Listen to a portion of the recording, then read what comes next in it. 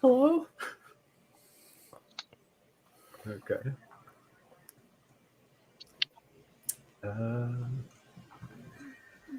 There we are.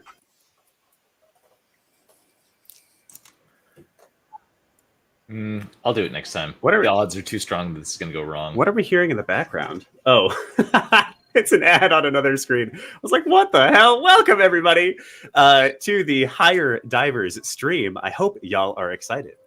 Tonight, we are going to be playing the Helldivers 2, a video game. And simultaneously, while defending Super Earth, we're going to be answering game industry questions and trying to get all of you work in the industry. We're going to take like 2 or 3 minutes to just kind of shoot the shit and hang out and let people join. And then we will actually sort of officially start. But this is indeed the Hiredivers event. Is everyone ready to rock? Yeah. I'm ready to dive. Ready to liberate. That too. It's DR Tim. As we run through the event tonight, please feel free to actually share your portfolio links. I am going to make the attendees here literally look at your portfolios while I try not to die. And also feel free to ask any questions you've got. You can start dropping them now on any of our platforms that we're streaming to, and we will answer your questions as we go. This is great. We can play Protect Willem whenever that happens. Or not. You can go full aggro. I'll bring the shield just for that. Or Christina can throw a Tesla tower at Willem. Yeah, for those that don't know, I'm addicted to Tesla towers, so that will be my go-to. Oh, no. Move. I can't do that move, guys. It's the 380 barrage for me. Oh no. Yeah. Anytime I see somebody pick the 380 or the mortar tower, I just always pick the booster with the more reinforced. John, I like to ask, why not both for a true fun time with friends? Oh my god, the full team kill. That would be amazing. And the Tesla tower. And something else that hurts your team. Oh, the rover. That would be perfect. We should do like if somebody like donates enough to a nonprofit we're supporting, we should all play at least one game with all of our stratagems are the worst ones. Yeah. We could I feel like that's what I do on the regular. But we could definitely do some donation levels that's like choose our stratagems. Yeah. Hello, chat. I'm seeing some familiar Everybody has names already. orders. I'm seeing a couple of chats, yes. Hello. Yeah, let's get started. We're going to start in 2 minutes. 2 minutes, everybody. If you have game dev or game industry related questions, drop them in the chat now. And also put in your resumes and portfolios. We're going to get started in just a second. I love it. You want to introduce your PC, Christina, while we wait to start? Oh my gosh. Okay, sure. I guess I'll go first. So we had this brilliant idea to come in our RPG-based people. Mine is a multi-class sorcerer named Insidia from a D&D campaign that I play. And she's incredibly tragic and sad, and she cries tears like diamonds. And she's made like 3, I think, like official real-life appearances. This is like her 3rd IRL show up. I don't come to game like this, but maybe I should. Are they actually diamonds? Can she sell them? Is this an income stream? Is this passive income ? I mean, like now that you say it, I'm like, she should be selling them. Yeah. Like, she should be. Absolutely. Just resurrect anyone. She's basically like an extension of the Grim Reaper. So she's doing a lot of murder. So hello, Zachary. I mean, like blood diamonds, maybe? I don't know. I'm just testing. I'm testing how I can do that. So as questions get asked, we'll pull those up. I'm pretty sure Tears Like Diamonds was like a My Chemical Romance. It's not. It's from a Passion Pit song, actually. Oh, I love nice. Love Passion Pit. Yeah. I didn't realize we were dressing up today. I'm really embarrassed. Oh, yeah, this is what Tim was wearing. Yeah, I'll just tell It's just Tim's everyday. This is Wednesday wear. It's in case he gets attacked. I should have come as Wednesday. Aww. Missed opportunity. Is it Wednesday today? It is Wednesday. It is Wednesday. A better portfolio for democracy. It's been a year, okay? Okay, wait, I just want to highlight this one. A better portfolio for democracy. For democracy. All right, we're at 5:05, so why don't we get started? Are you ready? Are y'all ready? So I thought I'd start us off nice and easy. We're going to do a hell dive mission with bots, like we all agreed, yes? Hold on. We haven't even done like welcome to the people. Give them a sense of progression. All right, let me give the official introduction, then we shall begin. Welcome, everybody, to Hiredivers. This is a collaborative event put on by myself, Tim Wood, Christina-Marie Drake, and Jon Wolheim. We're here to play Helldivers 2, a frantic squad-based shooter. If you're unfamiliar, you should try it if you haven't tried it already. And while we are playing this frantic squad-based shooter, we will be answering your live questions about breaking into the game industry, about portfolios, about interviewing, about anything games hiring and games careers. So the way this is going to work is we're just going to play the game. It's going to be a regular old stream. And while we play, myself as well as Ulysses, who's behind the scene. Hi, Ulysses. Hey, Ulysses. Is going to call out questions for us to answer. And we're going to do our best to multitask and really embrace our inner ADHD and answer those questions as we die. The rules here are basically nothing. I will direct questions to y'all. So I'll do my best to say like, hey, Christina, I think this question is perfect for you. And otherwise, when you hear a question, go ahead and answer it. For the audience, you could just drop your questions in the chat, and you can also drop links to your portfolio or to your resume. If you want us to review them, we will literally attempt to review them live if we can. I think that's basically it. Do any of the audience members and or participants have any questions before we get with it? I don't know what I meant by that. Any questions? We got our first questions coming in already. This is great. Someone coming from the outside of the game industry. Nice. Don't answer it yet. We'll use it once we're already about to die. Perfect. So I've got 3 questions that I'm going to get us started with. But Ulysses, if you'll switch over to game view, and then Tim, why don't we get started and jump in a game? Let's do it. Heck yeah. All right. So I've got 3 questions to kind of kick us off. Please drop in your questions in the chat, though. But we've got 3 to kick us off and get us started. And I'm going to do them one at a time. So I think it's going to make the most sense to start with you, Christina. Okay. Give us a little bit of a ramble on why the game industry is like kind of so rough right now. Yeah. Okay. So I'm not an economist. I don't have a crystal ball. I get asked this quite a bit. Basically, there's a million reasons why. A couple of them are basically some overcorrections from. Okay, I can't hug you and get into my health podcast. A couple of Answer them, the question, Christina. I'm doing it. So a couple of reasons. One, we typically see some cyclical layoffs in the game space, right? We saw it in 2008. We saw it in 2010, 13, 14. We saw it again 17, 18. We would have typically seen it in 2020. Obviously, the pandemic shifted that. It created quite a large influx of hires and projects, and money was kind of going up the wazoo. So due to some of those obvious economic changes in conjunction, I think, with just like the market changes in general, we're starting to see what would have been the natural layoffs from 2020, 2021, in addition to some major overcorrections from those choices made during the pandemic. There's, I think, a bunch of other reasons also, but all that to say, like, if you are someone who took the freaking heart, Tim, I only have 2. Let me have the heart. Can you go undo it, please? My only other one is the stamina, so I guess y'all get extra stams. Reinforcements. Thank you, Tim. Thank you. Yeah, so because of that, right, we have this major influx of people. For those of you who are starting to kind of break in, you're starting to see, because of just so many people on the market and so few jobs, the number. Hey, you guys got to hit ready. I did. No, not you're great. You're perfect. It's crispy bacon that we're waiting on.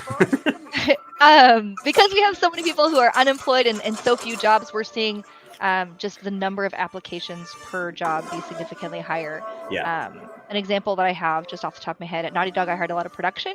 And when I hired producers, typically I would get a couple hundred, maybe 300 or 400, 500 at the most applications over about a week. When I opened a job right before my layoff, I had over 1,000 in the first 24 hours. And I told my hiring manager, like, we have to close this job. Like, I can't in good faith review more than 1,000 resumes per job when I have multiple jobs open. So just know you are seeing a huge influx of that. So anyone who is applying right now, if you're seeing that there's a slowdown or your applications aren't getting reviewed, there's a few reasons for that. And a lot of them probably have nothing to do with you, your talent, or your skill set. So there's my ramble on the chaos of the current state of the industry. I love the ramble. Finger clicks for you. Tim or Jon, do you have anything you want to add to that? Yeah, Mark Magruder tactfully calls out no hugging on stream 0 out of 10. And I wanted to align with that. I'm sorry. I'm so sorry, Mark. Please forgive me. We'll hug as soon as we land. Mark, I will also say, just as a caveat, I do have to do one bit of housekeeping, Willem. As a caveat, I have only ever played Helldivers on PlayStation. So Are you really going to tell everybody Yeah, I'm doing it. that you're Last not level night- 15? I'm not level, that's not the point. The point is not about level 15. The point is don't last know. night I had to rebuy Helldivers on PC, and major shout out to my group of regular Helldiving crew Commitment. guy friends, who all have basic white boy names, right? Like Nick, Mike, and John, who Chad. literally, Ouch. yeah, right? Who literally got me to be able to get the stratagems and stuff that I wanted to be able to Wow. play. So if I mess up, Legendary. because I'm using a PC for the first time to game this game ever. So Honestly, I think the apologies stream will for be only better if you're like pretty bad at it. It'll I'm be so bad. fine. Good. Will Well, only that's my help. caveat for being so bad. I love So, it. There's that. Awesome. Okay, who's who? So I'm C4. Yeah, I am I3. No, Agreed. I'm Oh, hugs. I'm quick. C2. Quickly. I'm Tango 1. I'm C2. Everybody hug. Aww. Hugging. Oh, it's Aw. nice. Everyone's Hug so me, nice too. in the game industry. I'm so tempted to shoot them all right now. Oh, no. Jesus. The stratagem on No. my head. Already hectic. To tack onto, oh my god. That's just the hug bomb right there, y'all. Oh, Y'all, can sorry. we like start chill for a little bit? So to tack onto that a little bit, a lot of people are putting forth projections about when it will theoretically get better. So I want to be very clear that no one knows, and we're all guessing. And like last year, a lot of people were saying that it would be better by halfway through 2024. But it does seem sort of more anecdotally than anything else that it's at least starting to turn around. And mid 2025 is now when people are talking about it maybe not being shit anymore. That would be my guesstimate too. Yeah. Just knowing like what the APAC studios and what your United States studios, what their calendar year looks like. Yeah. I would say just based on those headcount projections and how their fiscal year versus calendar year works, I would say that's pretty accurate. Good. Awesome. All right. Why not? I'll throw in a tack on question. Somebody asked for a little extra from that. Please protect me while I find the question. All right. The tack on question is, would like to ask what job in game dev is high demand right now, given that we're having so many issues. Physics engineers. Oh, Yeah. Tell me more. If you're a specialist of an engineer of any kind, that's pretty in high demand. Yeah. If you're a specialist in general, so like Oh. character effects CD, TDs, muscle Mario. simulation specialists, those are all pretty high. If you're a specialist of any kind, right? If you're like someone who's like a high-end character artist, those are all going to be much higher in demand. You're going to see a lot less ask for people who are like entry level, associate level, Yep. things like that. But I would say, yeah, if you're any kind of specialist or again any of those high-end engineers or tech roles, those are all pretty high in demand. And even on the recruiter side, like I'm seeing more demand for tech recruiters than I am generalists or art recruiters, which is like what I am. I'm a generalist. So Yeah. Um, That's kind of a tried and true staple, I guess. Tech Mhm. applied to weird things. mhm. Awesome. All right. On to our next sort of like introductory or starter question. As I said to the audience already, if you have questions, please leave them in the chat. And I'll be acting as host and calling those out for our wonderful panel of experts here. Also, feel free to drop in your portfolio, resumes, or anything else you'd like to get reviewed, and we'll figure out how to get it on people's screens. The next starter question is for you, Tim. Yep. How does one network in games, since that seems to be how a lot of people are getting jobs at this point? So one of the first rules of networking in a true and authentic way is that it will take time. It takes time to build a meaningful connection with someone that doesn't feel transactional. Yeah. One of the key ways you can do it is, of course, connecting with people in relevant spheres on LinkedIn with a personalized connection request and having a conversation from there. So you might have a question about something they've done. You might just want to show your appreciation if they perhaps were maybe a developer on a game that you enjoyed. But you want to be reaching out with something that's relevant to them and won't be kind of a conversation killer straight away. Mhm. So good people to practice on are people like me, agency recruiters, because our job is to have a big network that we can then Sheesh. refer Oh, people to. I thought you were going to say because you just like to talk and you just want people to talk. I to you mean, and tell I you nice genuinely things. do love to talk, and you won't shut me up once you get me on one of my many special interests. But you kind of just reach out and have those conversations. You can join different Discord communities, such as the Indie Game Academy. There's the Amir Satvat Discord, which is a fantastic resource and way for people to network. Absolutely. And there's many other game Discords and Slacks who I know but can't remember right now because I'm being attacked by bugs. Like Moms in Gaming, for example. Like Moms in Gaming. absolutely. Like Moms in Gaming. Connect with peers, connect with people that could potentially be a hiring manager for you, or a future boss, because everyone has an inherent worth, and you never know what those connections might lead to. I would only add to that, Tim, by saying network before you need your network, right? Yeah. Because Preach.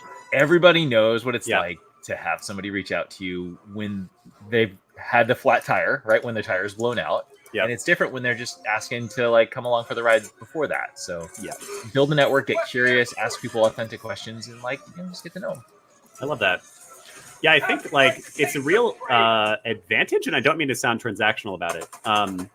Networking is dramatically better done. Like people are going to respond to you much better when you're being genuine about it and just enjoying it and being like a good person and reciprocal. When you're there just for the transaction, when you're there because it serves you, you can tell, and it frankly doesn't really make people want to help you. So if you come in instead interested in them, and oh my God, I'm about to die. Okay, well, I'm dead. If you come in instead just sort of excited to meet them, it'll do much better for you. And I love the point about doing it before you need it. Snapdragon. Building your network is an eternal task, which is why LinkedIn is so awesome now, because I have somewhere to keep all of them and I don't need to remember all of their names quite as well. Yeah, like a lot of my networking I need personally is for business development, and that has a lead time of often 6 to 12 months because I'm building an actual relationship with companies rather than just going, hi, buy my stuff, Totally. So yeah, totally do it before you need it. But then also buy his stuff. Yeah, also definitely buy Tim's stuff.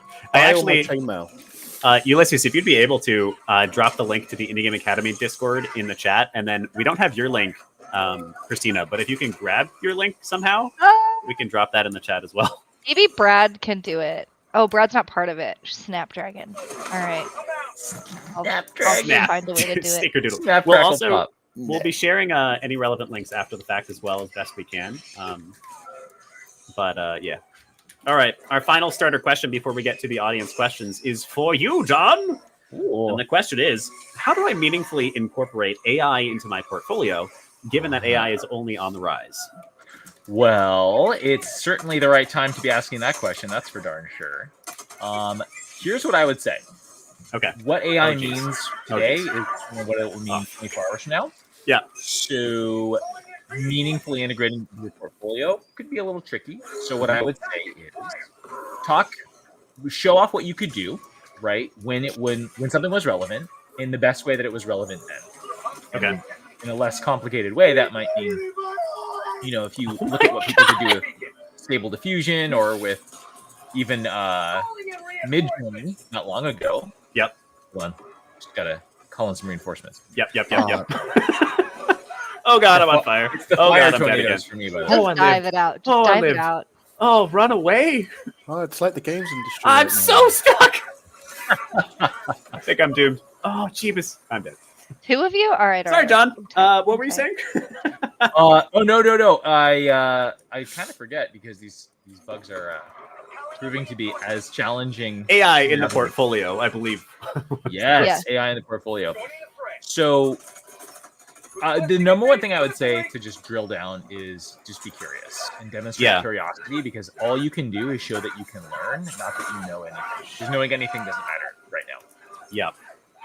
Yeah, I think we just had a really excellent podcast episode today with Josh Hirschfield, who's relatively well known for education games. God damn, I keep dying. And the whole theme of the episode basically wound up becoming about the joy of learning and the pursuit of learning for the sake of learning. And I think that that's a really good point and is part of the point. AI in your portfolio is good, but much like networking can feel ineffectual, so can putting things on your portfolio if you're not actually a knowledge source on them. So in my opinion, one of the best ways to do that is just to start playing around. and get curious about AI tools and build games with AI tools with the intention of learning about those AI tools. And then you'll have a much better understanding of how to incorporate them on the portfolio as you learn them. Totally. The one thing I would definitely say is learn how narrative design works in any shape or form, because everything that's like all these autonomous NPCs, that's like the first big implication. So man, that's going to be so interesting. I can't wait to build a relationship with the Skyrim guard who told me about the arrow in his knee. You know what I mean? Like, I would be buddies with that guy. End up inviting him to your wedding. Yeah. I just set up a stream of Skyrim. He's like, good job, Will. We gather here today. Buy some knee armor so it wouldn't happen again. Yeah. I'll send that to him in the game through Skyrim Amazon. Awesome. All right, that means we are to the audience questions. Not a good idea, Christina. So I'm going to start calling them out one by one, and hopefully not die while I do it. There was definitely one at the beginning. Was that? All right. Huge noob question. Not even as if. Oh, I can't. Whatever. Get the picture, duh. I can't call it up on screen for some reason. I'll have to read it out, I guess. I brought in a mortar. Good luck, everyone. Oh no. Oh, there it is. I don't. All right, there we go. Huge noob question. For someone coming in from way outside the gaming industry, how would you get started to break in? I think it depends on your frickin' Depends on your field, first of all, I would say, right? We only have 11 reinforcements left already. Listen, this is rough. Yeah, I think it depends on your field, right? Because different fields are going to have different routes. Number one, definitely starting to build a network around whatever your discipline is, whether you're an artist and you're starting to network on ArtStation, whether you're someone in business development or recruiting or operations or any other facet that's recruiting or not recruiting, but networking on LinkedIn. Yeah. So starting to kind of build that network and then finding the applicable events for your network. So again, if you're an artist, maybe you're going to Lightbox in October, Art Reactor, October. If you are doing a game jam, right, to kind of, again, meet team members to figure that out. Find a way to get some games on your portfolio. So I think Indie Game Dev Academy is a great way to do that. Game jams are a great way to do that. So starting to integrate yourself in the culture of the game space and really getting to know the people who are players in the game space to kind of build up that network and then build up a series of relevant experiences and or ways of relevancy, whether that's joining the International Game Developers Association or any of the other groups we've mentioned so far, to kind of integrate yourself into the game space, to again kind of start that foundational network, and then starting to figure out your tools and what you need to know in order to make yourself an actually attractive candidate in the game space would be my brief answer. Excellent answer, honestly. John and Tim, do you want to add to that at all? Oh my god, that was instant. Bye. That's what I get for staring at chat. Wrong answer. Yeah, anything to add to that answer? How do you break in from outside? Yeah, I would say transitioners. So this is like, let's call a spade a spade. This is kind of sometimes an insular culture, and it can be a little hard to get in or to even feel like you're getting in when people are like, oh, well, you have to have experience to get experience. Oh god. Well, I think that by finding community that goes beyond just what you do into like who you are, what you believe in terms of like the industry, what you like to play, like connect personally before you try to connect professionally. Absolutely. I love that. I think a lot of what you guys have said is really strong. I'm always an advocate that the thing that having too many communities can be really hard because you lose track of what's going on in each of them. I always advocate to have at least two. One where you're getting multidiscipline, where you're meeting a lot of people in game dev who are not necessarily doing the same thing as you. And then one that is very specific to your discipline and exactly what you want to do in games. And then meet those people and spend a bunch of time with those people because they'll tell you the tips. We can give general advice and stuff that tends to work for all audiences, but it's meeting those people who are already doing it that'll really tell you, what you need to know. So well another said. thing about breaking into the industry is continually work on your skills. Something that some of the more successful candidates I've worked with who have sidestepped into games have done is they've looked at the jobs they've wanted, looked at the desired criteria within the job adverts or job descriptions, however you want to call it. They've got hold of those softwares, if it's a software thing, and they've learnt it. They've made their own projects in it, and they've put that in their portfolio as well. It's a way of showing, for example, I don't know, if someone's using Houdini, for example, people that can demonstrate that they have done stuff in their own time to master those desired, nice to have skill sets will have a higher probability of being placed. Yeah. And I love, by the way, something that actually this might be contentious. I'm curious if y'all agree with me on this one. I have started telling people if they already have a job and they're talking about breaking in, I have started telling people to not leave your current job. Wait. Yeah. 100%. Yeah, and to start just building personal projects and really take those personal projects seriously, like actually attempt to create commercial releases on the side, and work with the top talent you can find to work with.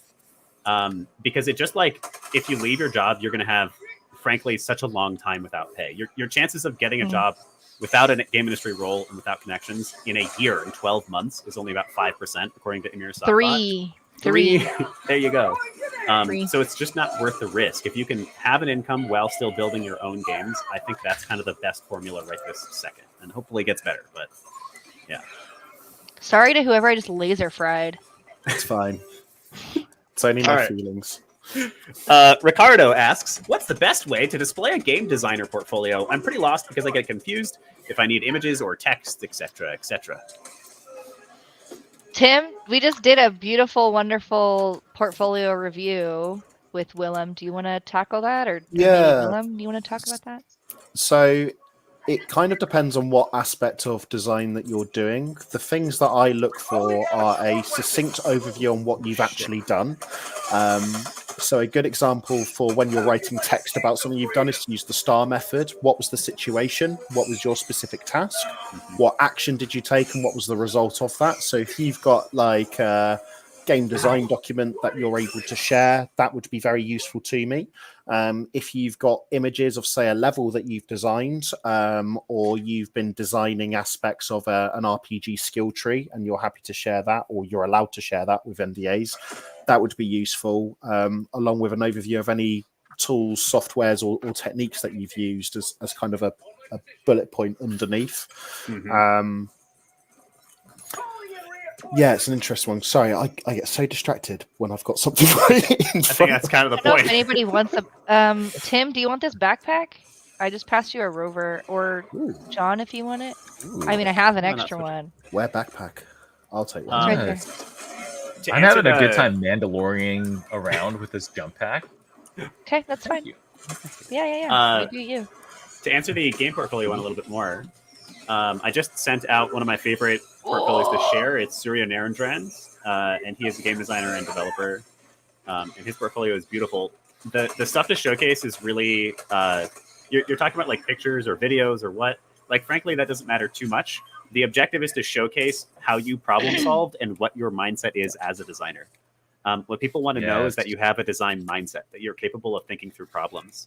I just was listening to a friend of mine named Josh, who was talking about a design test he did a long time ago, where they asked him to remove one of the three from rock, paper, scissors, and then design how that could still be a fun game. Tell them how to do that. And that was in an interview. That was his design test. So basically, yeah, super interesting, right? I actually didn't have an answer. I was like, I don't know. But so that design mindset, being able to think through problem solving, because so much of game design is frankly just like dealing with lack of resources in various departments, and still making something satisfying and fun. So being able to show that off. What are the problems you faced? How did you solve them? How did you think through them? That's what belongs in your portfolio. And then pictures and videos and all that stuff is just to supplement that. At least for designers. So well said. Yeah, especially in an era where things are changing so fast, right? Yeah. I was going to say, if you're someone who has like an art... Was this question just geared towards design? Did we talk about art portfolios? Yeah, it was design portfolio. But you can talk about other portfolios. I think that's valuable. Yeah. All right, cool. Yeah. So I hired a lot of artists. Excuse me, at Naughty Dog. Where's my talk about product placement? I hired a lot of... I hired a lot of artists at Naughty Dog as well. So I really handled kind of 5 departments. and one of them was Oh, I character missed. art. So for art portfolios, I definitely want like a couple of really key pieces that are your highest quality pieces. One of the exercises that I do with my one-on-ones, and we do even when we're hiring, is I say to people, look at your portfolio. my Now, God. what's your weakest piece Right. and why? Because that's the thing, is your portfolio is going to be judged, especially your portfolio, on your weakest piece. So Yep. if you can tell me why that's your weakest piece and you can kind of defend it and why it belongs in your portfolio, that's Oh shit! Did I kill you? no, Okay. no, I'm alive. Good. That will go really well, and then continue to do that, and then make your portfolio as user friendly as possible. Yeah. My hiring managers and I, right, we highly encourage you to use, depending on your discipline, Wix. If you need to, ArtStation, and then Vimeo. So if you're someone who's doing cinematics, I encourage Vimeo over YouTube. If you're someone who's an artist, again, ArtStation, you can plug your resume into ArtStation. You can plug design documents into ArtStation. You can use ArtStation for pretty much anything. That's our default preferred method. And then make it as user-friendly as possible. The clearer and easier to navigate it is, the happier my team will be, and the easier it'll be for me to defend you to my hiring managers. You know, Christina, I think that what you just said is something that I don't know if a lot of people know what a recruiter's role is. Right. A lot of times after you've been into the process, right? It's advocate, it's collaborator, it's communicator, and oftentimes it's somebody who's going to give as much as they can without creating conflict of interest to help you navigate that process. And so I think that it's so valuable to think about what can make a recruiter's life easier when they're trying to help. I tell people all the time, like, while my chosen D&D class is typically a sorcerer, that's my like IRL class. As a recruiter, my job really is to be the paladin. Like, I am there to defend both my hiring manager, their time, but also to champion you, and make sure that you get not only a great opportunity, but the most value. And again, that you have a good experience. And if your recruiters in the past have not done that for you, I'm sorry. Some recruiters are terrible, and I apologize on behalf of them. But that's kind of like my core, is like my job is there really to, again, defend my hiring managers and their teams, their time, their resources, and to help make their teams stronger. And I do that by championing you and making sure that your offers are great, making sure that you have a good experience with the process, and making sure that I'm only putting forward the highest caliber qualified candidates that I can. And that's the hardest part, honestly, is having to tell a candidate, like, I love your skill set. You're just not the right flavor for this role. Right. And we have heard the analogy. I use that analogy all the time about the flavors. It's like you could be a prolific character artist, but maybe your style is just not quite what we need. Or maybe we really need someone who's got topology, right? And I have to really focus on their ability to, oh, I thought you were hugging me. Okay, bye. You want a hug? Yeah. Always. Aw. Or third wheel. I got you. There you go. I'm hugging the rock. Okay, I got you too. All right. So again, like, it's the hardest part is telling someone, like, not right now. And I think the not right now conversations are honestly harder than no conversations. At least in no conversations, I can tell you, like, you need to work on your foundations, or maybe, you're really a different, like, maybe you're a senior and I really need someone who's mid-level or junior, or vice versa. So the no's, I think, are almost easier than the not right nows. From a recruiter perspective. So. It's still better than no answer, though, because a lot of That's people true. just never hear back. And as hard as those conversations are for recruiters to have, like, disappointing people is never fun. At least letting them know where they stand lets them put their energy and focus into something more worthwhile for them. And if you're someone who has been ghosted by a recruiter, I mean, not to be like, it's not the recruiter's fault, but, like, there's a lot of reasons for that. I am someone who's pretty vocal about, like, I try my best to respond to every single message. And sometimes that's like 100 messages a day on LinkedIn alone, not including when I did, like, resume review, and all of those candidates, like, through the Naughty Dog pipeline. So just know, like, sometimes recruiters are genuinely inundated. I'm sure there are people out there who, like, are like, Christina ghosted me. I probably did, and it probably had nothing to do with being intentional. So just try to give your recruiters a little bit of grace too if you notice that, like, someone's not getting back to you. For LinkedIn, if you notice that someone hasn't posted on their LinkedIn or hasn't, you can check their activity on LinkedIn. If you see they haven't been active and they ghost you, it's probably because they're not using LinkedIn to its fullest capacity, and it probably has nothing to do with them actually ghosting you. And then again, some recruiters just have inundated inboxes. Like, if I had a full-time job, it was really hard. I often would spend my nights after I put my kids, don't get kind of fired. After I put my kids to bed, I would then go back and respond to, and I had a limit. I was like, I'm only responding to 100 messages a day, and I was usually 4 days behind. So just know, if you do get ghosted, It's likely not intentional. We're just inundated, especially with the current market. Yep. Yeah. I literally had about 40 messages just from lunchtime. Yeah. It really is. I think like being, giving them some grace is really wonderful. I will say, I'm going to challenge anybody in the audience, though, who does handle any form of recruiting. Please at least send them a message, even if it's like a canned rejection. And if you can give them actual feedback, and that's a lot to ask sometimes, and I get that. Yeah. But yeah, let's be a little bit better to each other. And I will say, if you are someone asking for feedback, a lot of times, like big companies, it's a liability. John, maybe you on the HR side can talk a little bit more about that. It's a huge liability, and they frequently don't allow us to. But I try my best if I can to give it to you. So just know it really does depend on the recruiter, kind of the company policies. And I don't know, John. Yeah. Stop chasing me. The realities of the realities of legalese, because if you say something that offends them, they can come after you for it. Yep. It's such a nuanced thing, right? Because we all deserve to know why, right? And that's a fact. We also know that we are in a litigious environment, and increasingly so over time. And what you say, one wrong word can compromise a career or even a company. Mm-hmm. So recruiters who do take time to tactfully provide feedback, I want to really take off my hat to anyone who does, because it's not easy. It's not free. It takes time, right? And it takes brand investment in supporting that recruiter and doing that. So that's a really good point. Let's jump to a new question, though. Let's keep it fresh. So here we're stepping back a little bit to career switches. LinkedIn user, or maybe Ian, I'm a little uncertain.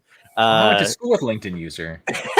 Says, is there anything you have seen on a resume or portfolio that really sold you on someone who is switching industries? Yeah, their name was Tim Wood. Oh, I died. I looked away to ask a question, and now I'm dead. Stuck in the ground.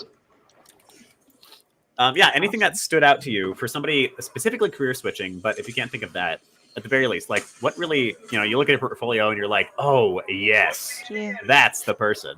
So I had a really interesting role a few years ago for someone who had to work in a very high-level environment dealing with social media influencers. And basically, they would be working on commercial partnerships with influencers to market specific games. And it was a tough search. I was coming across great people, and they were either over budget or weren't able to relocate to the specific country I was dealing with.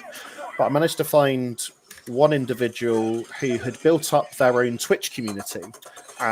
They'd built up to around, I think it was about 8,000 followers, and it was in the TTRPG scene. So they were running D&D games about 4 times a week. They had different kind of guests coming, but they'd grown it to such a point they were starting to get influencers from different premium D&D broadcasts. So if you think of stuff like the Adventure Zone or Critical Role, it was that caliber of individual that they were dealing with.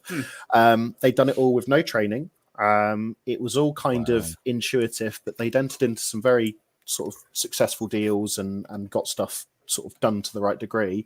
And that person got the job because they had almost carved out their own experience path and got it to such a level that it was comparable with the games industry. Now, that is an extreme example, but I would be looking for people to demonstrate that they actually understood the job they were trying to sidestep into. So if you're a game designer looking to get into games, because you're still a game designer if you just do it for fun on the side, come to me with a fully fledged board game that you've made. That's still systems design. It's still level design. Call it Tailmore. Player experience. Sell it on Kickstarter. Yeah, exactly. Get involved in game jams. A lot of game jams are completely free to take part in. You just need to go on itch.io and there's 50 you can jump onto. If you're an artist, that's relatively easy. Do art. Make it good art. Make sure only the best stuff is in your portfolio. If it's engineering or programming, again, one thing you could do is lend your skills to a game jam, and then you've got immediate case studies of engineering problems that you've had to deal with, that you've had to overcome, and you can exemplify how you've worked within a form of pipeline. If you can do that for whatever your discipline is and show how you can work in the context of other people along with your skills, it's going to be so much easier than just going, oh, I do art on the side, look at this, or I do a bit of coding and I know these languages, can I have a job? Like, show me some evidence and give me enough evidence for me to chuck at my hiring managers to go, look at this person, hire them. It's like Christina said, we are advocates. We want you to get the job because we want to fill the jobs that we're given. That's our job. So, you know, if you give us more kind of, let's put it in the Helldivers thing, if you give us more hell bombs to drop on the situation for you, it's going to be a lot easier. I will say too, I have an same example, Tim. Like, we had someone, I had a job, there was a job for Disney, and they were looking for a very specific 2D concept character artist. And their game was really stylized for a mobile project. You know, we were not really finding what we wanted to through passive applicants. That's people who just apply on the website. So I was out looking, and I happened to be on Instagram. And I looked at Brad and I said, oh my gosh, like, this is the girl. And it was someone who she had planned on being like a children's book illustrator. She had never wanted to really work in games. It wasn't really what she was thinking. Oh, should I extract now or wait? What do you want me to do? I'm pretty close. Yeah, we can extract. So yeah, so I just hit her up on Instagram. And the reason that I liked her work is because she put out high quality concept art, character concept art, every day for the last 2 years, just for fun. Like, again, she was working like at like a store in the mall. She wasn't really looking for a games job. She wanted to be a student book illustrator, like a kid's book illustrator. But I reached out to her and was like, hey, like, do you want this Disney job? And she was like, what? Yes. And that was just Disney job. Yeah, I'm like, do you want this job at Disney? Must be nice. She aced it, right? But again, it's that same thing. It's like she was putting out high quality art because she loved it. Like, if you love being an engineer, like, put your stuff on GitHub, be an engineer. If you love doing art, put your art out there. So if you're someone who's looking to get into games and you just have to have the right combination of like passion, drive, skill set, and then again that little stroke of luck, and that little stroke of luck is nothing you can manufacture, right? Like, it just happened to be she was on my For You page on Instagram, and I was like, this is the girl.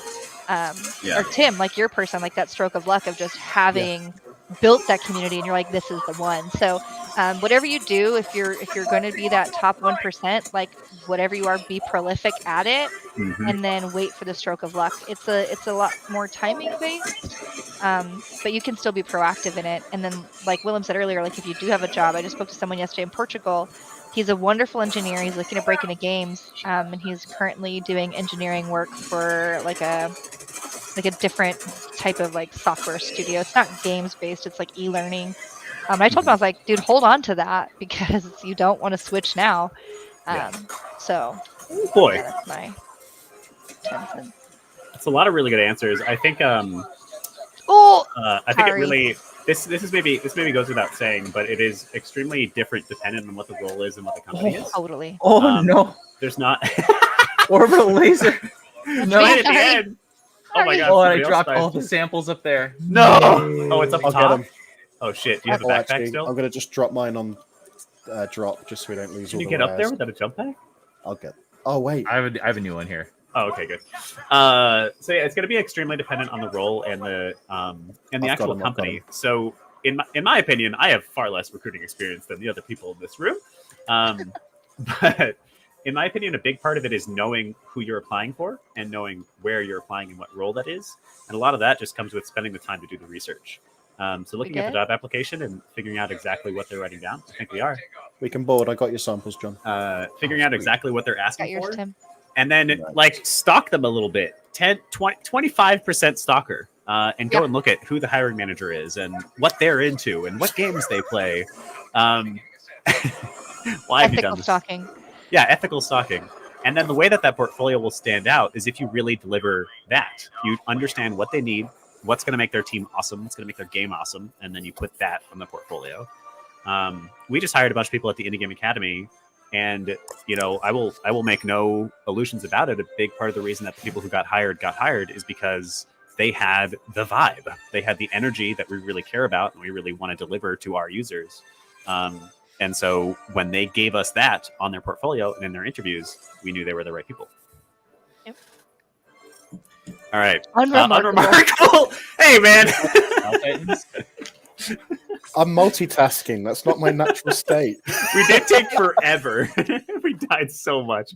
I will also say the group of my other Helldiving group is texting me and Yeah. they're like, I can't believe you're streaming, texting, talking, and playing. And I'm Yeah. like, listen, Multi-purpose. I'm a recruiter. I'm doing none of these well. This is why true. I'm giving B- work to all of them. This is C is getting maybe degrees. All right.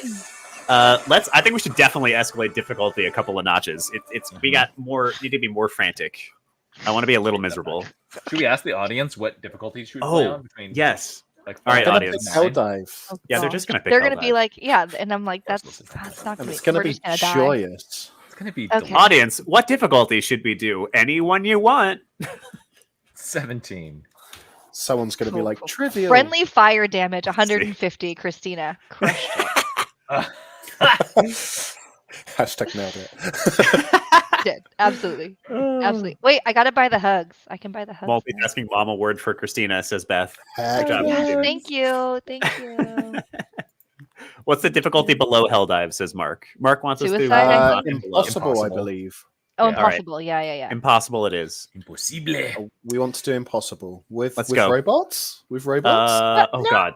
No. One more bug. One more No, bug and then never robots. Never robot. one more Why bug is and then we'll is make it because miserable. they can shoot back. Yes. Yeah. No? 100%. That's Yes? these All I poor did was run bugs. around and die. These poor bugs probably just want to go around making honey, and we're just dropping on their. Oh wait, planet. I would like to point out. I That's learned Like this kind of the yesterday.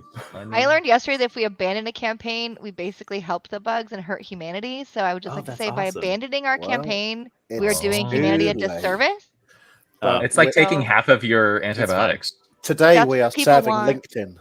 If that's what the people want, if they want to do it, I will allow. The people. We're doing it. I think it's already happening. Oh, emergency evacuation mission. Those are always really Oh, stress-free. Oof. That's the save okay. the people, don't kill them one. Yeah, I'm going to ask an interesting question as we try to get set up here. A little off topic / on topic. What's the best way to understand? Ian says, so I don't know if the last one was Ian or not. Ian says, what's the best way to understand the employee components of making a game? In other words, who do I need to hire? How many salaries? And is there some kind of reference site to help me figure that out? Holy cannoli. Yeah, that's a big one. Holy smokes. All right, get yourself a massive piece of paper, Yep. and I'd look at a game studio that inspires you and you really want to emulate. And I would build your own organization structure. And you can Google example org structures online. You can find example game studio org structures as well online. Look how big their design team is. Look how big their engineering team is, their art team, and try and plot the hierarchies together in terms of, lead artist, art director.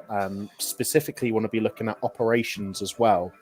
And then you can kind of cobble all those job titles together and start searching, on Glassdoor through different recruitment agency Are we missing salary someone? benchmarking products they put out. Tim, get in the Get in the pod. talking. Get in the pod. But you can kind of Get in just your do a little pod. bit of investigative work and put that together. Mhm. And I'm sure someone's uploaded an example of their organization chart and kind of what they're looking to do with their studio online if they're building in public mode. But that's where I would start. I'd look at a studio I kind of want to emulate without copying too egregiously, and kind of extrapolate the data from that, because you can find job descriptions online to tell you what skills people should have if they're building a game in Unity VR versus an Unreal Engine shooter project. And it's really easy to find salary data online as well. If you just Google those keywords, you can put the lead artist 3D Unreal Engine in quotes on Google salary and find it like that. I mean, that's how I got started learning the industry. It's just kind of map the market and talk to people if they're willing to talk to you as well. That's I awesome. I would take that and maybe even layer on and build a GPT around it. So teach a GPT how to do that, and then you can use that in the future to supplement similar searches. You can use it to literally research an entire studio, do an organizational breakdown. Interesting. And then since it has memory now, GPT-4o, you can actually build on that over time. Huh. Okay, I have thoughts, but before I say thoughts, Christina, do you have thoughts? You want to get in on this action? I have a lot of thoughts. It is a pretty big question. I think that having awareness of your operations team, being realistic with your budget. I think some people only budget for salaries, or they only budget for specific aspects. You need to find all that funding first. I think you can start with people who will work with equity or work kind of on a volunteer basis, but salary is a big one, and making sure your salary is fair. That's a big one I've seen right now. Is I see a lot of people who are really, really, really undercutting the market, which is frustrating for a number of people because when people are out of work, they're taking it. So just being mindful of what those salaries are. Levels.io, I think, has a really great tool for that. I have a whole list of them on my other computer, just to be kind of mindful of what those salaries will take and then get the funding for that as much as possible right ahead of time. And then, just be mindful, artists, high quality artists are not cheap. High quality engineers are not cheap. So I think people underestimate the component of what that definitely takes leveled up the difficulty, haven't we? on part of that. So. Yes. And please, for whatever you can, offer benefits. We're on 8. Impossible. Find it. Oh, there's fire. Oh my god! Look at how I died. That is not flattering. Okay. I've got thoughts for you, Ian, and they run not really contrary, but it's just a different kind of thinking. I'm of the opinion, so I'm very much indie. I am for the indies. I do indie. I love indie. And I'm of the opinion that you do not plan a whole team. You hire one person at a time. Yeah. And that makes your entire job a hell of a lot easier. And then you can learn your relationship with that person, and then you hire one more person. You get a little bit better. Then you learn your relationship with that person. You get a little bit bigger. You make a little bit more money, and you hire one more person. Obviously, that doesn't work for every situation, and it's a hell of a lot slower. And for building a game, that means you're going to be without certain resources for part of it. But that to me feels far more sustainable than trying to guess at how much money you're going to need for X number of people. Especially when you're first getting started and don't have much experience running things yet. If you are already a pretty seasoned entrepreneur, then maybe, do some scheduling and raise a couple $1 million. But if you don't, I believe in hiring one person at a time. Whoops. I'm going to die. I'm dead. Yep. All right, next question. Ricardo, this is a bit of a return, but I think it's still valuable because we haven't talked about it too much yet. Can I have some tips on how to build an interesting portfolio for a brand new game designer entering the industry, but with some previous experience in related things like programming and architecture? As we get to that, anybody have eyes on the Shrieker Nest, by the way? I'm dead. Yeah, I'm about to die, so no. They're currently trying to eat me. Whose idea? Dead. Whose idea was this? Mark, why have you done this to us? It was mine. Mark Gruber. No, it was Mark's fault. Gruber. All right, yeah. So brand new game designer. They have some experience with basically some tech, programming, and architecture. How do they build a portfolio that's going to look attractive? Oh no, stalkers. Oh fuck. Yeah, that's what killed me first. Tim, like- John was the first one to swear on stream, so you win the bet. Yes. What did I say? Yeah. I can't believe it wasn't me swearing. Oh no. I know, I got you. I would say first and foremost, I mean, and this may be, I don't know, not the best route, but find a portfolio of someone that you admire. Yeah. And do your shisha, Snapdragon, shit. and try to. Jesus Christ! And try to. I have kids, so I say things like snapdragons and ocean. I'm dead. Ocean. We might not win this one. No, we're Ocean definitely not violation. winning this one. Keep talking. Keep talking. Tell us, Christina, the wisdom. So try to find someone that you admire, right? Find their portfolio and try to kind of emulate your portfolio based on that. I think, Willem, you had someone earlier. They're like, oh, I love this portfolio.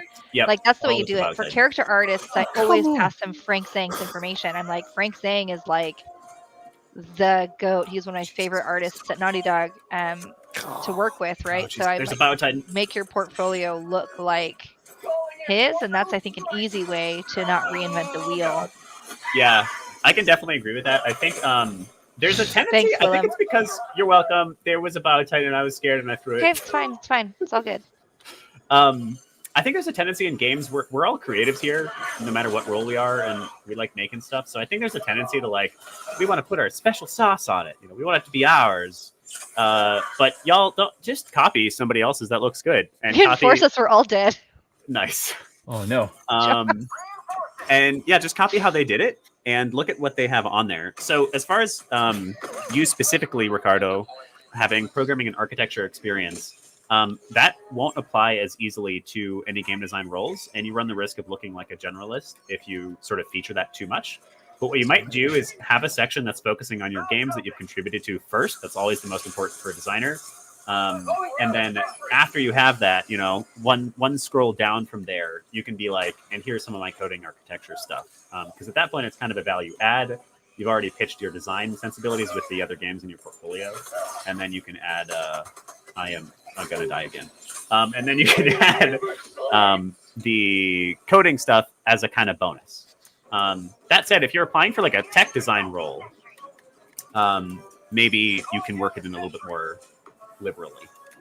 That does lead me to something, Jon. That does lead me to something that I think is kind of like tangentially related. Yeah. If you're someone who's also kind of like either displaced from work right now or trying to get in, find something adjacent. Oh God. To keep your skills relevant, or that you can work on in the meantime. So I met with someone yesterday in my one-on-ones. Her background is in aviation. And she is a producer, and so I kind of guided her towards aviation simulations. So we looked at like a couple of jobs that are currently open with the U.S. military for aviation simulations. And I'm like, that's an easy way to blend your aviation experience and your project management experience to get you into games, right? Like that's a sidestep foray that you can use. And she was like, I didn't even know that was possible. So just being mindful too. I use the example a lot of the mentee I had that was an animator, got laid off, couldn't find a job, and now they're a crime scene reconstructionist. And so so they're using animation cool. skills. They're using their animation skills. I didn't even get it off. Oh, it did to get it recreate these major crime scenes for courts. But they're learning like physics simulations. They're doing all of it. They're doing like modeling cars and knives and. So there are ways that are a little bit tangential. It's harder to find, but you can still do it to keep yourself kind of relevant so that you can either pivot into games or come back to games as needed. 100% agree with that one. I think any at this point in time in the game industry for the next year, it is the order of the day is any job I can get. And that absolutely applies to horizontal stuff. I tend to, I try to be as optimistic of a voice as possible, even during these darker times. And so I think it's worth sort of shifting your mindset from, oh man, I have to take a job that's not in games, to hell yeah, this is one step towards games. And then once you do get into games, even if it's through some tangentially related jobs, it's going to feel even more satisfying as a result, and you're largely going to be a better candidate for it. That Battle Titan just took a Quasar to the dome and didn't even flinch. Tim, this one's for you to start with. Ian asks, any recommendations when asking for a network referral? I'll tell you what you don't do. Sorry, I'm a little spicy on this one. Can you please, for the love of everything, do not message me out of the blue and say, hi, can I network and can you get me a job? Yeah. Please don't do that. Like, it just kills me. I think are we all dead? Am I dead? Yeah, we're all dead. We're all about to drop. We have 4 more. So if you're asking for someone to refer you for a job that's in your network, it really does depend on the relationship. So I get asked this a lot by people either wanting to get a recruitment job or something like that. They'll be like, oh, hey, like I've seen this job at this place. Can you, do you know anyone there? And could you tell them to at least interview me? Right. I personally don't feel comfortable doing that unless I actually know you can do the job and I've got either personal first-hand experience that you could do that job, or someone that I know and trust very dearly has recommended you to me. So my advice for networking referrals is build relationships with people. Don't just wait until you've got a flat tire, as Jon put it earlier, and make sure that when you're asking for a referral that they could actually honestly and authentically go, Tim is the recruiter for you. Because if you're asking someone to stake their name and reputation for you, it's kind of only fair that they can actually do that from an informed place. I would say another kind of way to approach that is rather than asking for a referral, you can ask for an introduction. I much prefer that is when people say, hey, I saw that this company has a job open. I was hoping that you could introduce me to some people there. I'm much more inclined to do that than I am to quote unquote refer you. Like Tim said, like I've spent a lot of time, energy, and effort in building up like my brand and my like identity as a as somebody in the industry. Oh no. Okay. Not like what if I this. light the bugs on fire or light myself on fire? I'm dead. And so it's not in my best interest, right, to really burn up that capital that I've spent so much time building for a stranger. So, but if you were to come to me and say, hey, I see you have a large network, you may know so-and-so, or I just applied to this role, do you know anyone there that you could introduce me to? I'm much more inclined to make an introduction than I am to, we have no reinforcements. Yeah. Than I am to make a referral. So. Is that Christina? That's me. Oh, it's just me and you, my guy. I blew myself up. Yeah, I can't agree with that more. I think people may not quite realize what an ask. Oh, I'm gonna die. I died. That was perfect. My bad, everybody. People may not realize like what a stake it really is for somebody to ask for a referral. Like you are betting your reputation on their performance is what happens when somebody asks you for a referral. So if for instance somebody asks for a referral and I refer them to somebody I know and respect or something like that, and then they do a terrible job in the interview, I have now lost respect and lost capital with that person. And that's not, that's a bit, what's the right word? That's assuming that you're going to do a poor job, which, I'm sure many of you will do a wonderful job. But that's the thing. You're asking us to take the bet. And so if we don't know you and we can't vouch for your abilities or your person, then it's really unlikely that we're going to do anything. Yeah. So I think it was Christina who said, I liked the idea of just introductions. And then the other one I would say there actually is advice. You can ask for advice. Hell yeah, I got you. Especially if it's a specific question and isn't just a big vague thing. And you can definitely ask. Yeah, and you can definitely ask for introductions as well. Yeah. All right, this is a good one. I think this is from John's mention earlier. Now that John is the only one alive, this is the perfect time to ask him a question. Joseph asks, where is a good resource to build narrative skills? I have seen a handful of courses on Udemy. Most game dev boot camps that I've seen have all been overall game engine rather than focusing on narrative itself. So, Joseph, on the side, I do a little bit of game writing and a little bit of narrative design. And the way I got into kind of doing it more specifically for games was actually doing things like game jams, because I could join a project where they were like, oh, hey, we're making, a doodle jump game or a dating sim or something like that. And you can still do game writing and narrative design for those types of games. It's all about just practice, making perfect. The other side of it is to make your own games. Like I like to mess around in Twine quite a lot.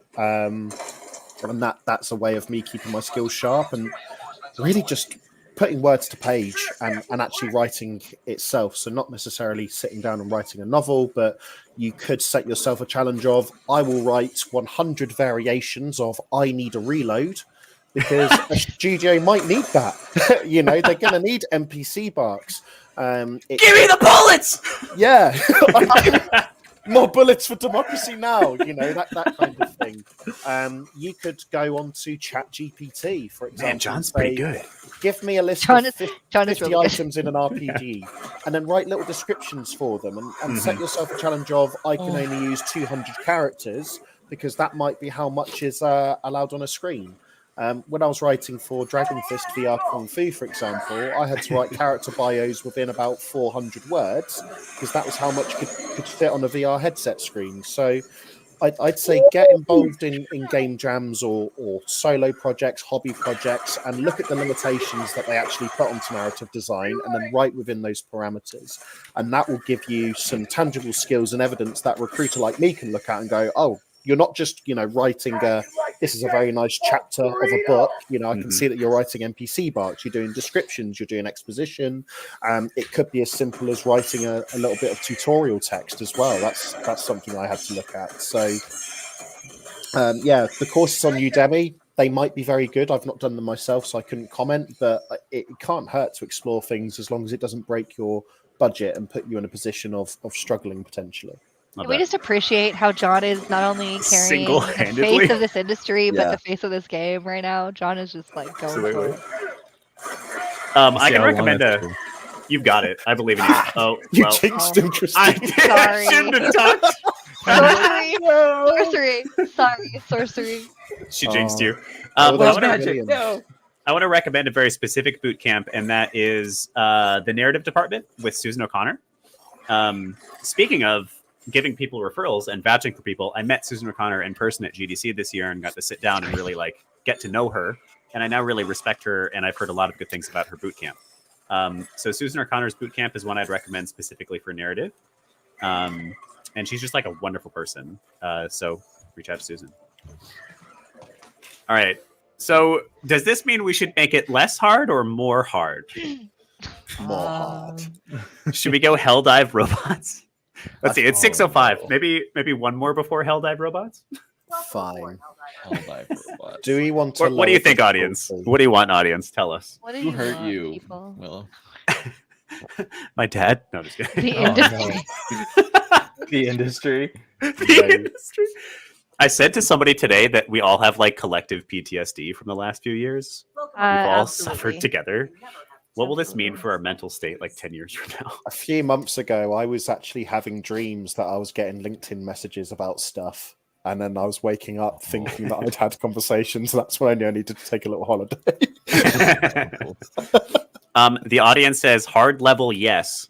Robots. Hard level, yes. Hard robots. Yeah. Cool. Spill oil. Super neat.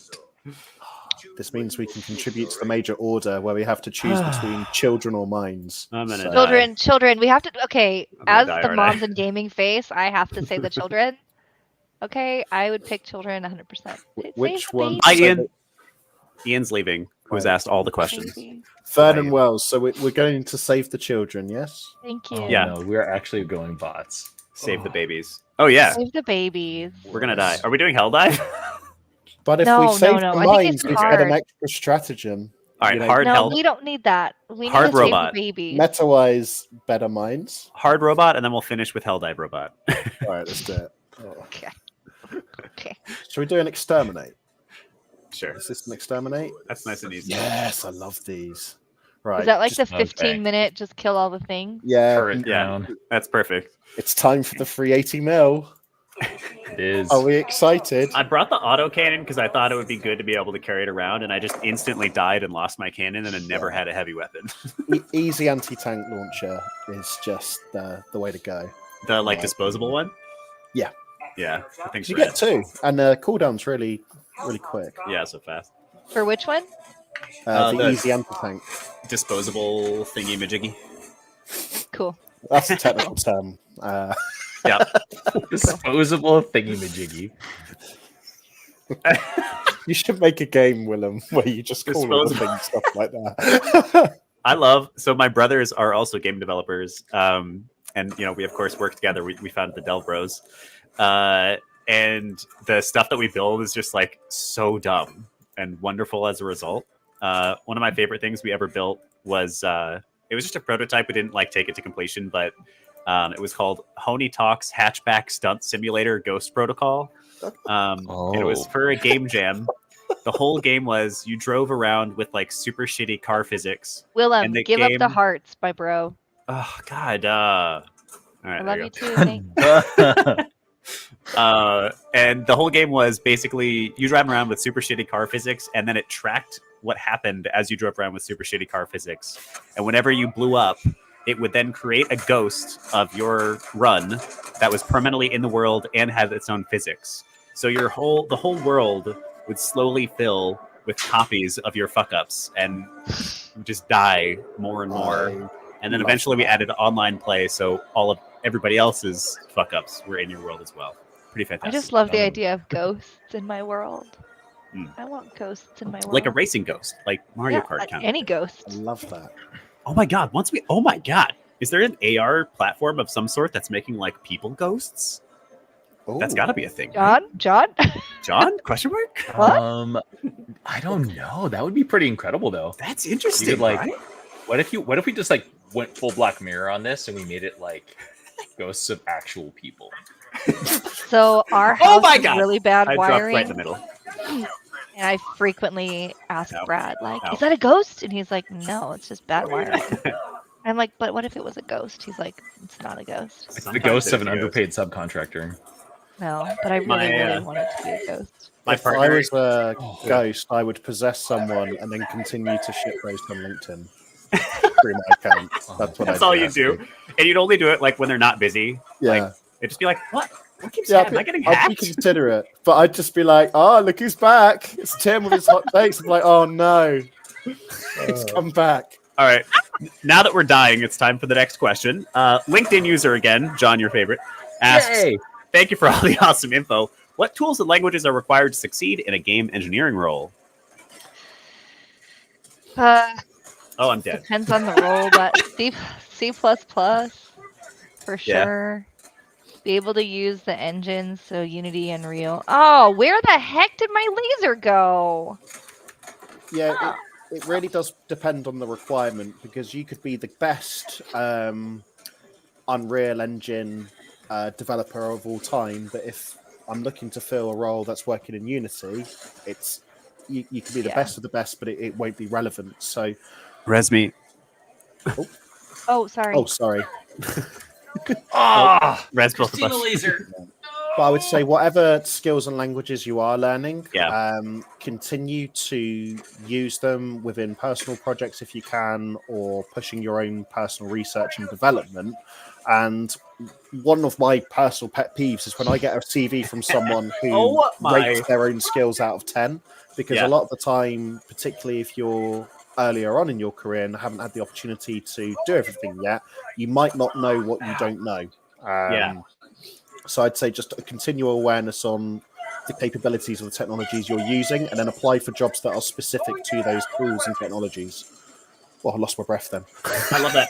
Yeah, this one's funny. Like, so many people ask this: what skills do I need? What tools do I practice? And the answer is the same for every single one of you. You go and you look at that job description, and then you do that. You practice the skills and the tools that are on the job description.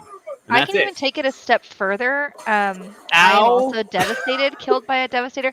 I'll take it a step further. I would say, like, look up your title, right, on Indeed or LinkedIn or like IGDA careers, whatever, right? Right. Look up like 5 or 6 job descriptions, right? See whatever those commonalities are, and then absolutely start to build out your personal arsenal of tools based on those commonalities. If you notice that a lot of the studios you want to work with are using Unreal, or a lot of them are using C++, or maybe you're working with an indie studio and you notice that like a lot of their jobs rely on like Ruby, for example, right? Like whatever it is, then start to work on and develop those skill sets. Yeah, 100%. That really does answer all of it. And when you notice the skills, you can just, what I always do is I design games for those skills. So I go, okay, I need to practice this. What's a cool little game I can make in 2 weeks that'll give me the experience I need in this thing? Yeah. And that way you've got something for the portfolio. I'm dead again. Cool. And you get to practice the skills. Cool. Thanks, Tim. You're very welcome. All right, this one's gonna be fun. I bet I have no idea how y'all are gonna answer. How do you feel? Angelos says, how do you feel about a game being the game design portfolio? I think my hiring managers would hate it because they don't have time to play it. I sometimes go through 400, 500 profiles on just one search, so I won't have time to play it. But link the game to me on wherever it is, so I can see the footage, I can see the reviews. If you've got a Let's Play link, that might be more helpful. And then if I have the time, I can look at it. My clients, if they have the time, they'll look at it. But I would keep your portfolio as easy as possible for people to navigate. A good way to think about it is, imagine that you're creating a CV or portfolio that's going to be reviewed by someone who's been working for 10 hours already that day. They're knackered, they're over-caffeinated, and they just want to log off. Make it easy for that person to assess your skills and want to interview you, and you're going to have a great time. You know, it's funny. You guys are actually more pro than I expected for this. I expected everyone to be like, no. because y'all, that is so cute, and I love it. And your creativity is boundless, Angelos, and it's amazing, and you're wonderful. But also, yeah, people are looking at hundreds of these a day. Like, we frankly just don't have time, and like, this is a bit rude. Your creations are awesome, and we genuinely love what you build. But like, we're not going to be pleased by it. We're going to just be like, oh, god damn it.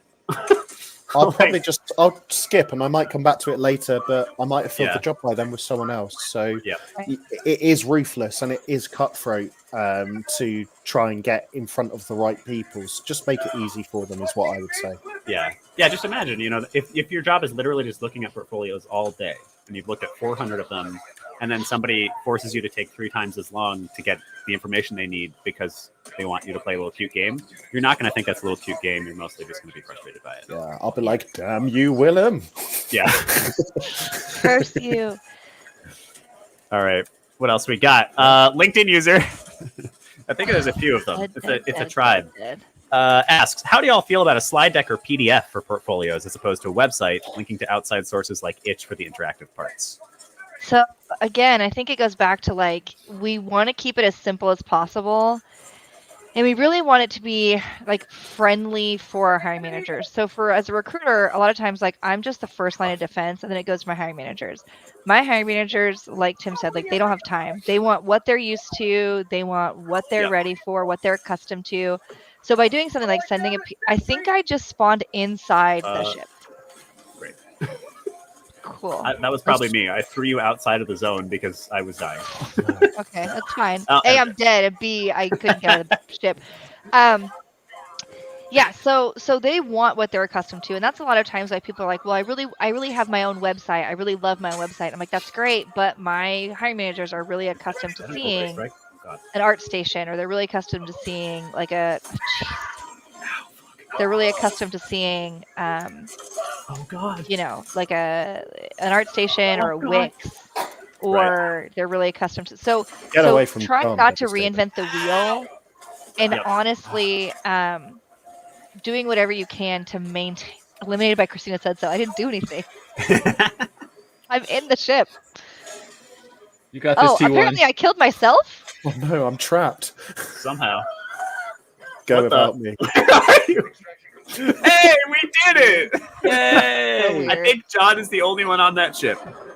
We're winners! We're the best. That was harder than expected. So yeah, I would say complete a mission but fail to extract. Awesome. Nice. Yeah, keep it as simple as possible. What they're used to, they're used to. I mean, imagine like if you're really accustomed to something and then someone throws you like in your own work, right? And someone says, hey, I know this is what you always do, but now do this other thing. It would be jarring. It would be it's unexpected. It takes a lot longer. And if you had the choice to do that or just do what you're always accustomed to, I would say 9 times out of 10, most people will say, I'll just do what I'm used to. It's just human nature. And that's how our hiring managers are too. Yeah. So that would be my advice is, I mean, you can do it. There's nothing wrong with it, but just know it may not work in your favor as something that's a little bit more commonplace. And all of this is also applicable to your resume. Just so you know. So if you're someone who's like, I'm going to make the super awesome creative resume, don't. Keep it simple. Use the Harvard, Stanford format, like black and white. Keep it simple. I think like a standout note is just the portfolio itself, the resume itself, like the actual formatting, the actual visuals is not how you're going to impress the managers for the most part, the hiring managers for the most part, and the recruiters for the most part. It'll be nice if it's well laid out. We'll appreciate that, but that's not what's going to get you the job. What's going to get you the job is your experience in the games you've built. So building a cute portfolio or making it with some unusual format that you think is really cool may be really cool, but I'm not going to hire you because of that if your games are weaker than another candidate. Yep. Awesome. All right. Are we helldiving, audience? What do we think? As long as it's bugs. Okay. Let's have some bugs. Helldive bugs? Fine, we'll do bugs. I would like to say, like, my poor guy group does the same way. I'm like, I'm only playing with you if we play bugs. And they're like, so whenever they play without me, they're like bots and whatever. And I'm like, just bugs. We shouldn't be enjoying games. We should be suffering. Yeah. Oh, no. That's how I feel about the game industry, too. You know, we're not supposed to have fun here. Oh, no. Oh, you got into this industry for passion? Are we doing Helldive or hard mode? I think Helldive bugs. Let's go. Helldive bugs. We're getting towards the end of the stream. Let's do it. All right. We got 40 more minutes. Chat, I think you should ban 4 stratagems from us using as well. Let's just make this to be harder. Let's make this horrendous. All right, chat. Should we do another eradicate? There's a quick question that I'm just going to answer because I can see it. Yeah. For resumes, is the 1-page resume super important? No. I say 1 page per decade of experience is probably adequate. If you have 2 pages, you need to have a lot of game credits, really prolific.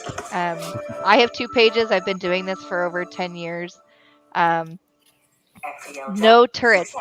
Okay, to the person who says no Tesla turrets tower, or Tesla tower. You've been personally attacked, Christina. That's one of my group guy friends. Absolutely not, Nick. I'm bringing the Tesla tower. Nick is just we made a mad sacred vow with the audience, Christina. The people have Oh my spoken. Oh, Nick. As the Nick? highest level here, I'm afraid we're going to have to ban the Tesla tower. Fine, Nick. Just remember, you brought this on them. You did this. Hey, Is Nick when I saying pick what I ban the pick- Tesla tower or bring Yes. the Tesla tower? No, think Nick he's wants me saying to ban it. He hates when I bring it on our missions every day. Nick is one of my go-to Helldive squad mates. Without him, I wouldn't be level 16 today. So thank you, Nick. Thank you, Nick. Maybe I also the wouldn't Helldiver be I am level today. whatever in my other game. Thank you, Nick. Folks, But just remember, if we Nick, drop you did here, this. We can then do You a big did this. sweep. Y'all did this. I have a hard-hitting question for you, Tim, while you're doing this. Wendy asks, bonus question, is wearing that much chainmail considered weightlifting? According to my old personal trainer, no. But I would say it is, because it obviously weighs you down. And I'll tell you what, having to like spar full speed in this weighs about 20 kilograms. It's like proper metal. It's this is zinc coated steel, which obviously you wouldn't get zinc coated steel chainmail in medieval times, but I hate cleaning rust off. So I would say it would be like a weighted vest that you would get for cardio, perhaps. But I think it looks cooler. It's also relatively stab proof. Relatively what? Stab proof. proof. Oh, stab proof. Yeah. Relatively because of the story you were just telling us earlier, I assume? Oh no, that was fencing armor, which was only listed for 350 newtons of pressure. But if you get something really pointed and it gets in the gap, it hurts. So don't do that. Shoot. Don't try this at home. All right, so we've got no turrets, no Tesla towers. We've No got two turrets? more Did I we need miss to that? ban. No turrets or it Tesla is. towers. Yeah. Is my thing a turret? I think I have a turret. I'll throw this Sure. in. You are correct. A LinkedIn user asks if anybody has good game building tutorial recs. I'm gonna shamelessly self-plug myself for a moment. Okay, I don't wait. I legit don't know yes. how to change this because I don't ever Oh. play on PC. What do you need to change? Well, Oh, I have a click back turret. on the- Oh wait, I got click it. I back think I on the got turret. it. Just click it yeah. again. Yeah. Okay. I'm going to shamelessly self-plug myself a little bit. The Indie Game Academy has our level 3 program starting in 2 weeks on the 25th. It's a 4-month-long program. You get sorted into an interdisciplinary house. Basically, you're running a mock indie studio, coming up with an original game concept together. You're building it out over 4 months under the guidance of 7 pros, including Tyvek Stallworth this time, Christina. Yes, he is one of the technical combat designers on Ghost of Tsushima, so he's going to be in there teaching game design. Christina will be in here teaching you recruiting. I'm way less cool than Tyvek though. Tyvek is like, It's true. yeah, I'm way less cool than Tyvek. Tyvek is like a peer. I'm like, you know. He's pretty dope. He's amazing. I'm so stoked. When I saw his name on the emails, I just about fainted. Yeah, he's really cool. I'm really excited to be collaborating with him.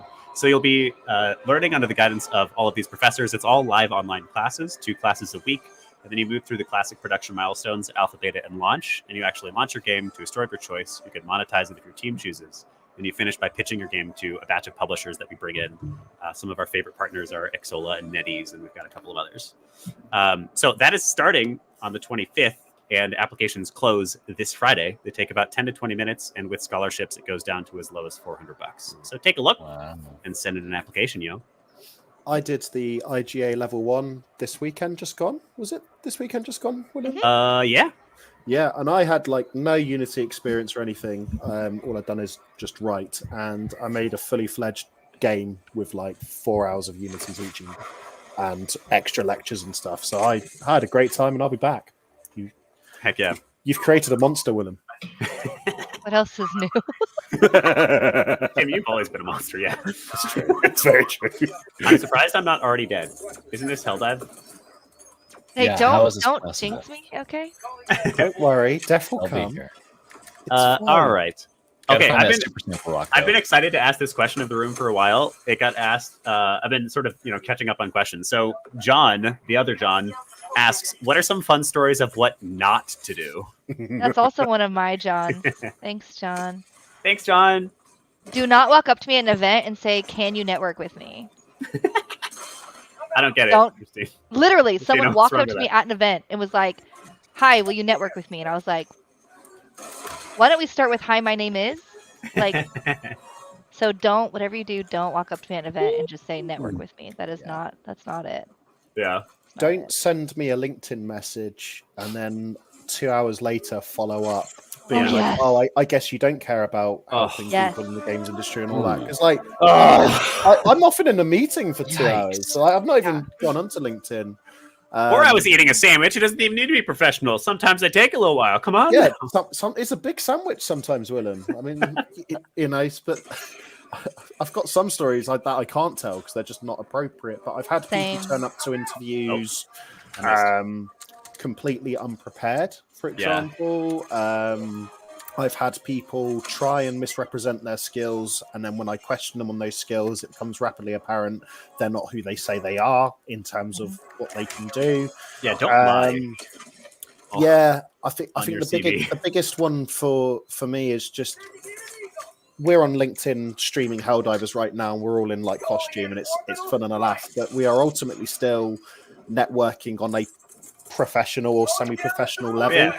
So Follow us, everyone. I'd be careful not to blur the lines. I've had some people get a little bit over familiar with me. Yeah, same. As a which- female, abso-freaking-lutely. Yeah, and like everyone's got different personal boundaries, but I would always imagine that you're in a professional office around the water cooler, and that's how you should conduct yourself, is with respect and being kind to people and empathetic. Game industry around the office cooler, so you could be a little goofy with it, but sure, yeah, know your lines. But yeah, like the over familiarity thing, like I've had people try and add me on like Facebook and stuff, or they've really worked hard to track me down somewhere else, and I'm just like, no, like, don't do that. Like I make myself very accessible on the platforms I'm comfortable to be accessible on.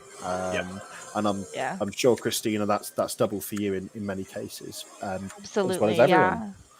Yeah, I would say like definitely keep it professional. Don't comment on things like the same like HR stuff we started. Don't comment on my body. Don't comment on my kids. I have people like make comments that are like, Ugh. I would love to babysit, and I'm like, no. I hate that we even have to say that. That's just like, like I'm Yeah. not letting you babysit my children, person who I've never met. Like that's not happening. So yeah, just be mindful, right?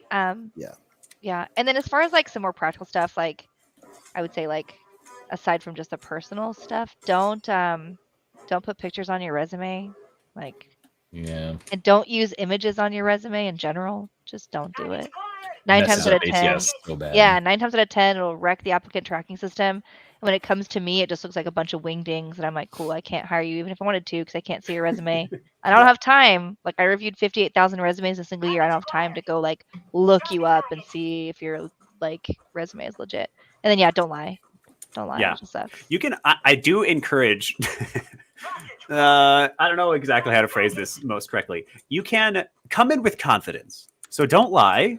But that also means, like if you've been working on personal projects for 3 years in Unity, that is 3 years of Unity experience. And don't be like, well, I have 0 years of professional experience, so I have 0 years. You can kind of like embellish yourself tastefully, kind of. But you can present your best foot forward, absolutely. Yeah. But if that's different than saying, I had someone literally reach out to me for a one-on-one and say, hey, I told this company that I had XYZ experience. They found out that I didn't, and they're going to rescind my job offer. How do I prove that I do? And I'm like, what do you mean? Go back in time. I'm like, said... you don't.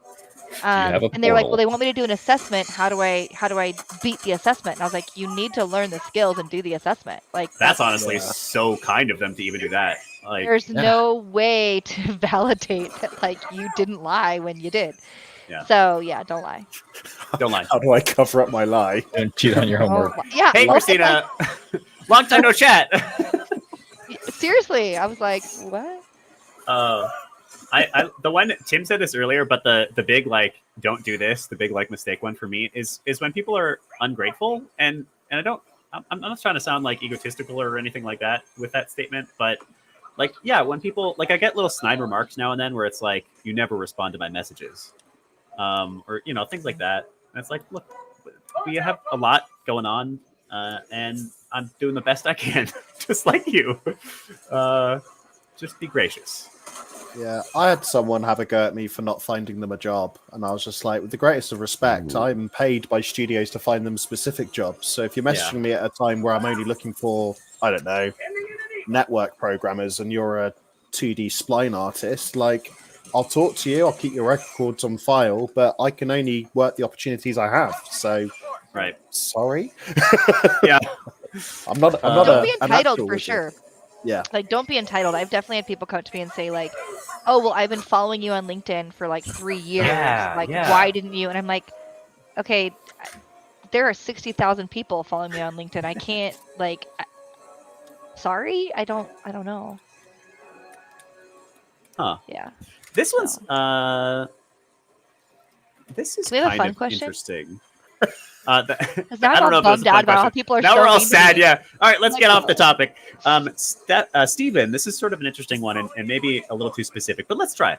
For people like myself interested in product and program management, what are publicly accessible ways to access data that are fairly affordable databases for accessing data in games to know where potential opportunities are for impacting companies?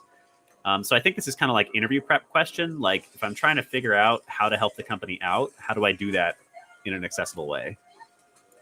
Anybody have thoughts on that? Oh, I'm going to blow myself up. Can you show the comment again so I can read it?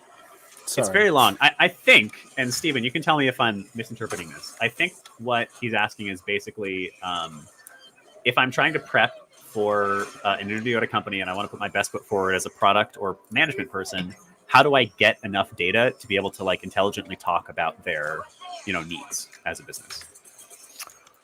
Right. Just trying to think. I mean, I would say like orbital.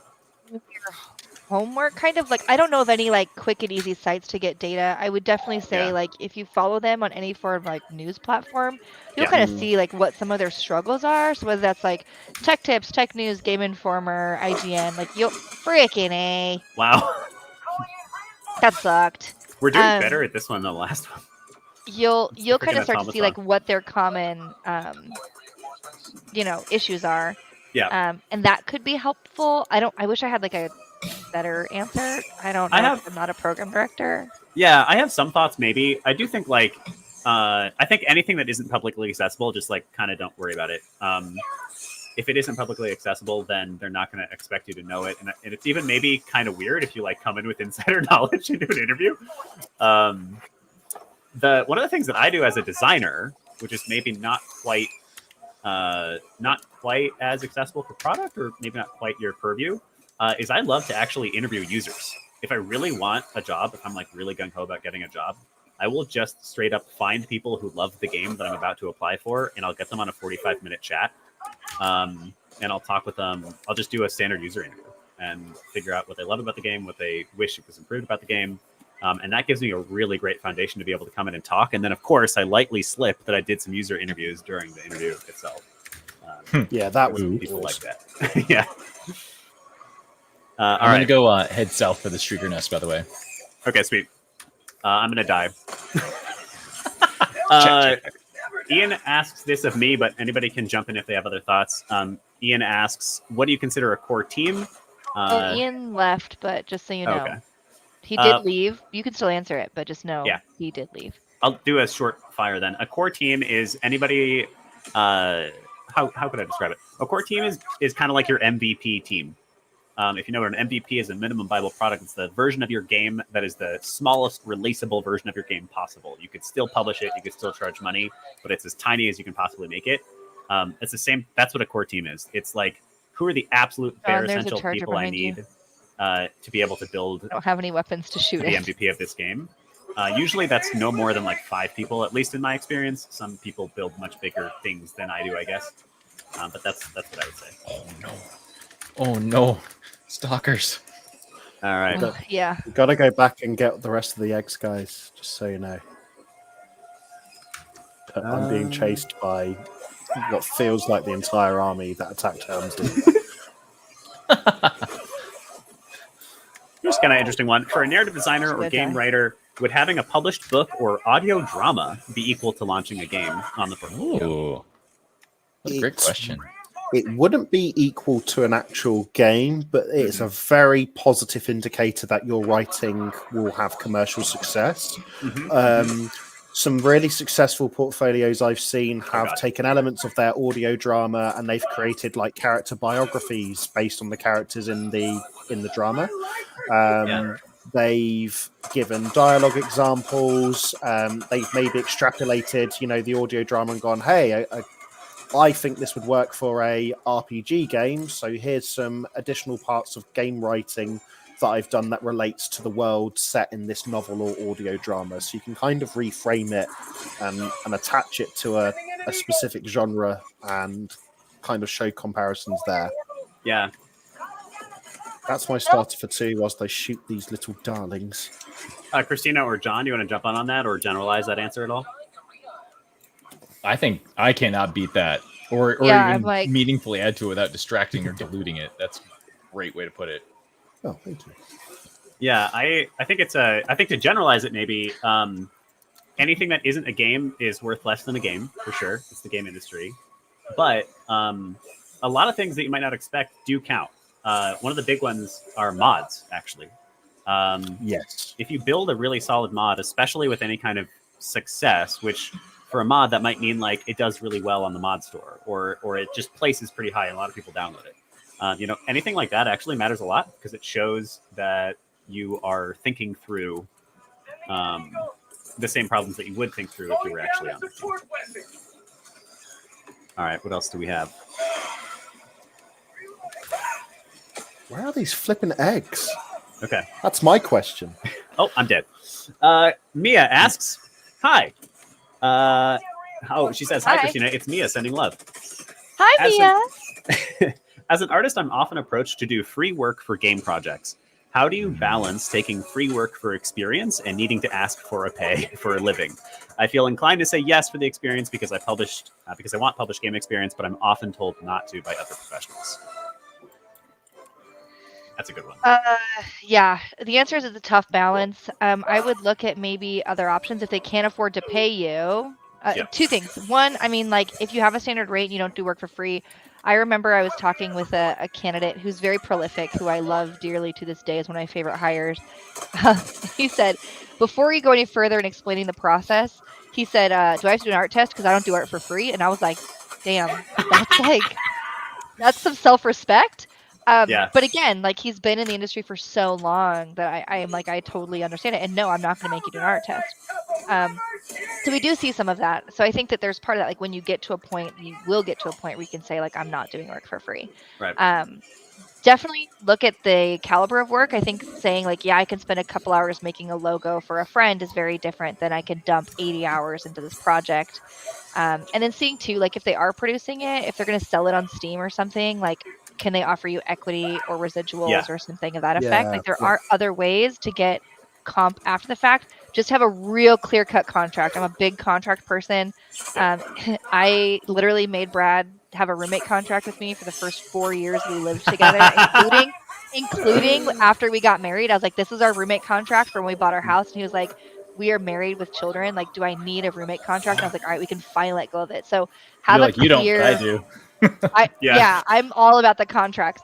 So yeah, definitely just have a clearly delineated contract if you are going to take something other than like a payment. And even if you're taking payments, like have a contract that outlines that for yourself too. So I don't have an answer as to what the appropriate balance is.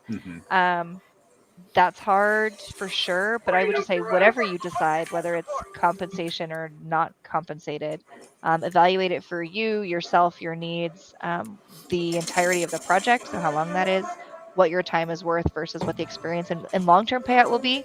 I've taken some recruiting contracts that did not pay great, but they were for really great companies that when people hear that I recruited for them, they're like, wow, even though my heart of hearts, I'm like, yeah, they paid like crap, but Yep. I have their name on my resume, so that's good. So again, just kind of weighing all those pros and cons and then making the best delineation you can. And there's a bile titan in front of us too. Yep. Just noticed that. Cool. If I can have some support on me, we can get a second lot of eggs. If I can get Which my one are gear, you?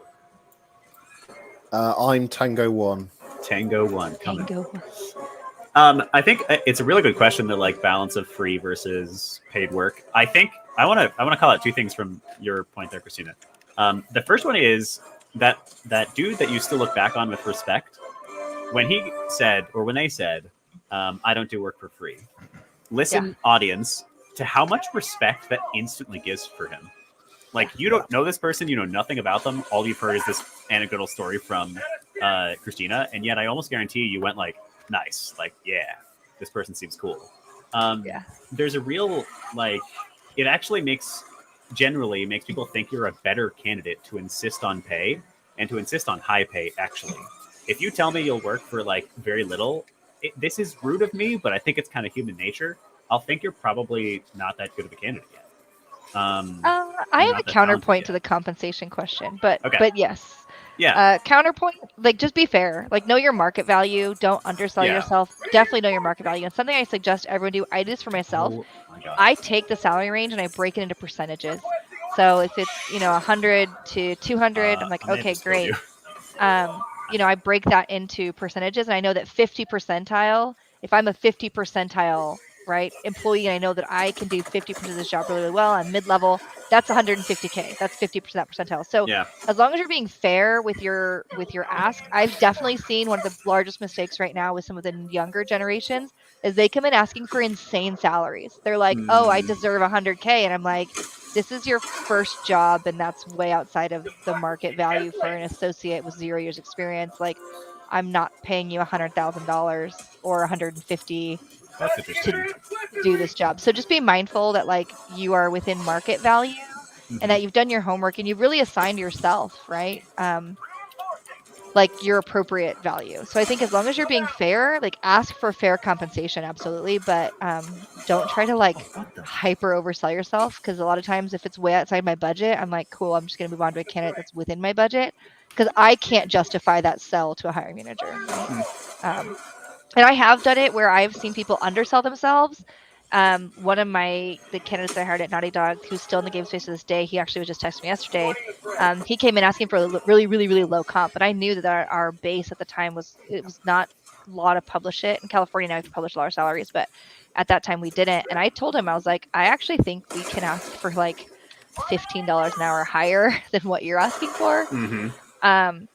And we did, and he was just like, oh my gosh, I've never made this much money in my life. And I'm like, that's not that much. It's just fair market value. But you were severely underpaid in your last job. So just know, like, again, know the market value, ask for fair compensation based on your skill level, and feel free to target a little bit higher. John, I think you have a really good kind of statistic about, like, how much money you make when changing careers or moving jobs. And kind of what that compounds like over time. But as long as you're being fair with your ask, I absolutely will have more respect for someone who respects themselves than someone who doesn't. So Completely agree. And if you're curious, my favorite hire was Del Walker. You can find him on X or on literally LinkedIn. Del Walker. Del's Del's amazing. Yeah. I have so many good stories about hiring Del. So yeah, Del Walker is one of my favorite hires ever. That's a great counter argument. It's interesting. I always advocate for asking for more, but I think it's really good to be like, don't screw yourself over, though. Know that fair market value. Yeah, as long as you're asking for more that is fair, right? Like, just don't come at me being like, I deserve 200K, and I'm like, do you? Why? Do you? Yeah, that's when the the salary thing. range is What's 100 the to why? 110. Yeah. Do you deserve 200 and the salary range is 1 to 120 or whatever? Like, Yeah. So just be fair with your ask. Bearing in mind this is for recruitment agency jobs, so it's a very different kind of culture in many ways. They'd often ask me what salary I wanted. I'd be like, yeah, 2 million, but actually I'm just interested in a fair salary, so let's call it 30 or whatever it was. In the hopes they would anchor on the higher number, forgetting at 21 years old that these people were far more skilled at negotiation than I was back then. And I often ended up back in the range. Oh, that's wonderful. All right. Next question from Santiago. While I die here. Oh God, I'm dead. All right, cool, perfect. Santiago asks, as a junior with only 6 months of experience, how can I say or show that I know things and I know how to work, but I do not have too much experience and I probably do not know everything that companies expect? Statistics and data will be your best friend. Yep. So I'll give you an example, right? So I'm a recruiter. Doesn't matter how many years of experience I have. If on my resume I say, I review resumes. All right, like duh, recruiters review resumes. That's much less powerful than me saying I reviewed 58,000 resumes in a single year. Yep. That statistic makes you like literally people are like, wow, like how? And the answer is it was a lot of freaking work. But that's, I think, the more statistics you can have, the better off you'll be at being able to articulate your value. And that's what all this comes down to, right? Like you want to be able to articulate your value regardless of how many years experience you have, whether you have 20 years experience, 2 weeks experience, like 6 months of experience. Being able to articulate your value is going to be what helps you get that job and helps you get that higher salary bracket. Yep. So for you, Santiago, I think statistics will be something beneficial. And people say, like, how do I do stats if I'm an artist? How many pieces did you produce? How much time did you save, right? In animation, like how many minutes of animation did you do in a specific time frame? A very easy thing to memorize is I did X to achieve Y and Z was the result. That's a very easy line you could put on many facets of your resume to show some of that data and statistics to articulate that value. I would especially emphasize that for any role that is leadership on any level. If you're looking at a leadership role, you're going to be interviewing with at least the level up from that leader, and the odds are very strong that they think in actionables and in metrics. And so being able to speak to what you did, why, and the impact through numbers is real good. Probably a table stakes kind of a thing in most cases. Mm-hmm. Yeah, and it's true for all roles. And there is data for all roles. In game design, I love when I'm doing interviews. I love talking about the changes that I made to the game and how they resulted in the performance of that game. So, like, we had a whole when I was working at Together Labs, we had a whole mission to increase the unique days played. We wanted to break binging behavior. We wanted to stop people playing a bunch in one day and then never coming back. We wanted people to come back on multiple days. So talking about the actual stats that I improved there and how I did that is like one of my go-tos. And that's part of it too. So once you've got the interview, like doing that kind of prep work, think about like, whether that's mock interviews, whether that's, just looking up on like Glassdoor or various facets of like common questions, dang it.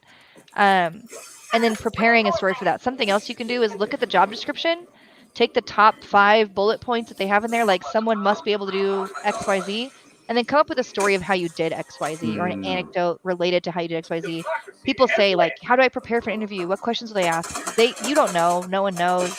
I've over-prepared for interviews in the past, and then they've never asked the things I've spent hours preparing for. But by taking those first few bullet points, I say like the top 3, 4, 5, and creating an anecdote for that, either using STAR method or Carl method, which Tim kind of touched on earlier, STAR, that'll help you really prepare for those types of questions. Yeah. I love that you brought up preparing for interviews. My staple that I recommend for people is creating yourself an interview prep doc and answering absolutely as many of the questions you expect them to ask as possible. And then I'll often go a step further. So like the main tools and skills that they're mentioning on the job application, on the job description, I will actually spend a little time studying, write down some of the most important bullet points about that. So I literally have a cheat sheet. You know, when they ask me something, I can go, right, it's this. And there's a lot you can put on those, like those user interviews I talked about. I will include some of the bullet points from my user interviews on that interview prep doc. Every job that I've gotten that I really like nailed, I spent too many hours making that doc because then it's in my brain if nothing else, and then I also have that cheat sheet to kind of make me more comfortable in the interview. I will give you an amazing response to like the question that's like the quote unquote hardest, the weakness, the skills and weakness question. I came up with this. I've done it for years, and it just brought to my attention like in the last few months that nobody uses this, or I haven't heard anybody else use this. So the way that I answer that question is always with a strength first, and then telling people that the inverse or the So it's like, what is your weaknesses or whatever? Can you give me one strength and one weakness, right? I always tell people, like, my strength is X and my weakness is the inverse of my strength. It is very, very common that someone like me who tends to be a little bit rigid or a little bit hyper organized, I'm a lot less flexible in situations. And that is just the natural outcome of having a more hyper organized, rigid personality. Right. Same thing. I tend to be very visionary, and because of that, things can sometimes get lost in the details, and it requires me to be more hyper aware of those things. So the easiest answer to that, honestly, is like, think of your strength and then literally use the phrase, my weakness is the inverse of my strength, and then explain what that is and how you mitigate that. Yeah. I don't know why people don't do it more, since people are like, this is such a hard question. Like, I've always thought it was really easy, and this is why. Like, I never did that before. So I've started telling people, like, this is how I answer it. And people are always really impressed when I answer it that way. I'm like, why is this so impressive? I don't know. But I think it just shows a lot of like intrinsic knowledge about you, your skills, and your abilities. So that's just the easiest way to answer that. So there's your cheat sheet. If you need an answer to that question, take that phrasing, please use it. And I love it. Great day. Yeah. This is definitely go ahead. Sorry, Willem. I can't remember if I said this already because this has been a hectic game. I don't know what you mean. Have your own CV and LinkedIn and portfolio open as well. You can then reference that if you just suddenly go blank. I do it myself whenever I've been interviewed, or even if I'm doing like a new client call, I'll have just some of my key stats handy just so I can refer to them, and that can all be part of your interview prep document as well. Yeah, that's really strong. We are. I wasn't even watching the time. It's almost 7. So this will definitely be our last mission, and then once we finish the mission, we'll do a little cool down and say goodbye for everybody. We'll get 1 or 2 more questions in though as we go. So here's one from Mark McGruber or Magruder. Mark asks. Oh wait, I gotta put it on the screen so we can all so we feel special. Mark asks, if you're starting out as a game designer and you have few or none games that are being sold for a profit or games as a service, what data would you grab from those in your portfolio and resume? What data can you get if you don't have live games yet? Oh, so if they're not public and not being played? Yeah, not being purchased yet. Oh, interesting. If you're looking at alphas and betas, and people have been doing that in the closed, you could look at how many people have been doing closed alphas and betas. You can see how many, I guess, problem tickets have been raised, how many issues were there with the initial build that needed to be fixed for the beta and needed to be implemented on. You could also look at how accurate was your time planning for, scoping out the project. Did you deviate from milestones? Were you able to hit milestones, or was it, fraught with issues? How did you overcome those issues and work with production to get the game to a point where you could release? Should I call extraction? Yeah, call extraction. Okay. You could also maybe, I don't know if you're pitching to have conversations, but look at you could say, hey, we outreached to 4 different publishers and 3 of them wanted to talk to us about the game. Nice, yeah. That's a strong indicator that you've got a viable product. So look at stuff like that. I mean, try and put yourself in the perspective of the reader or the viewer, and ask yourself, what are the likely questions I'm going to get? The most important thing for many people when assessing games is, will this product make us money? So if you look at it from the cold commercial perspective, and again, you can use ChatGPT, for example, interview questions and stuff, but then you can present that kind of data, downloads, positive reviews, or positive closed beta reviews. That's a good starting point, at least. I don't know if anyone else would like to add to that, please. This Bile Titan is hurting me. Yeah. It's a big boy. I can throw in on that one. If you don't have data, go get data. The simple answer from Willem.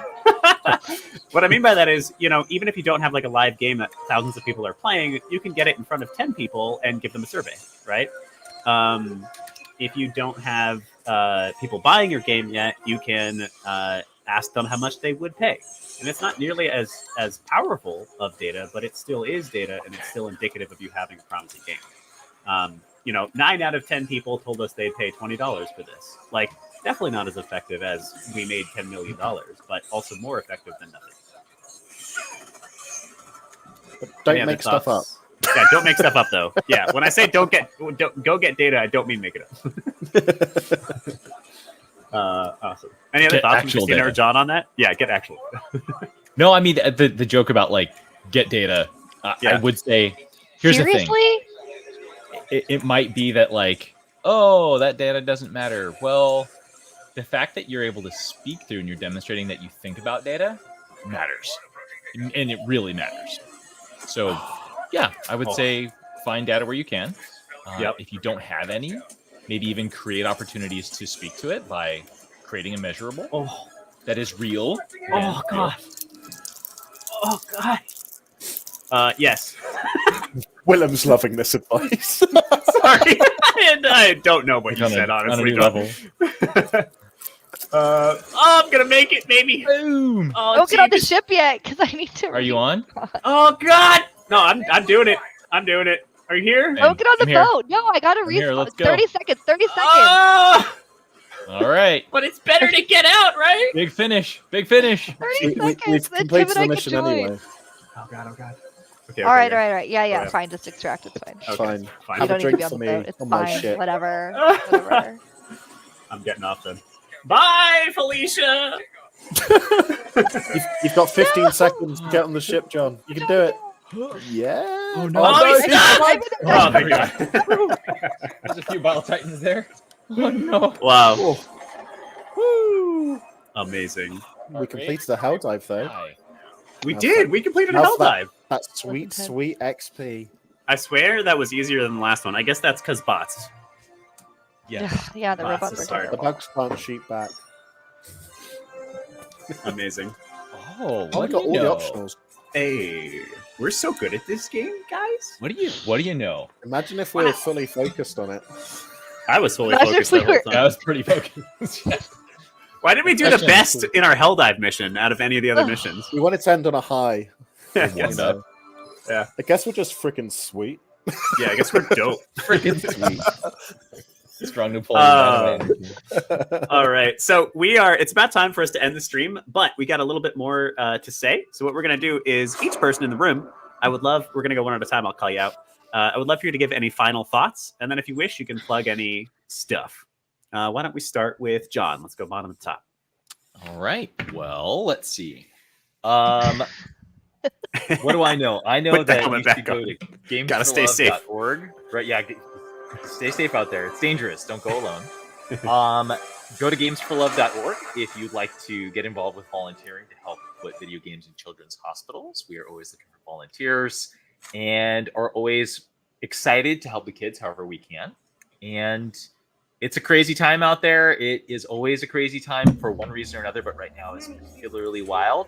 Find a way to play with AI and do it every single day. That's the only thing that I know will keep you safe. Oh my. Amazing. Beautiful messages. Thank you, John. I've dropped the link for Games for Love down below. And then we will also be uploading this recording to YouTube. If you are watching this after the fact, all the links will be in the description. Christina, any last messages or anything you want to plug? While we hug each other for a while. Yeah, I think everything I said in the stream kind of stands. Again, I mean, this is an unprecedented time. Know that Yeah. a lot of times it's probably not personal if you're not hearing back. You are still a developer, even if you are currently laid off. If you're just starting to enter the industry, you are a developer, even if the industry right now is in a state of chaos. So just know it's not you. It is the state of the industry, and it will get better. We're already starting to see that. So just hang in there. And if you need to take a side step or do a side quest, as we call it, we totally understand that. And I think a lot of that's going to change how we view hiring in the future. So Yeah. don't think that you're going to never work in games again. That's not the case.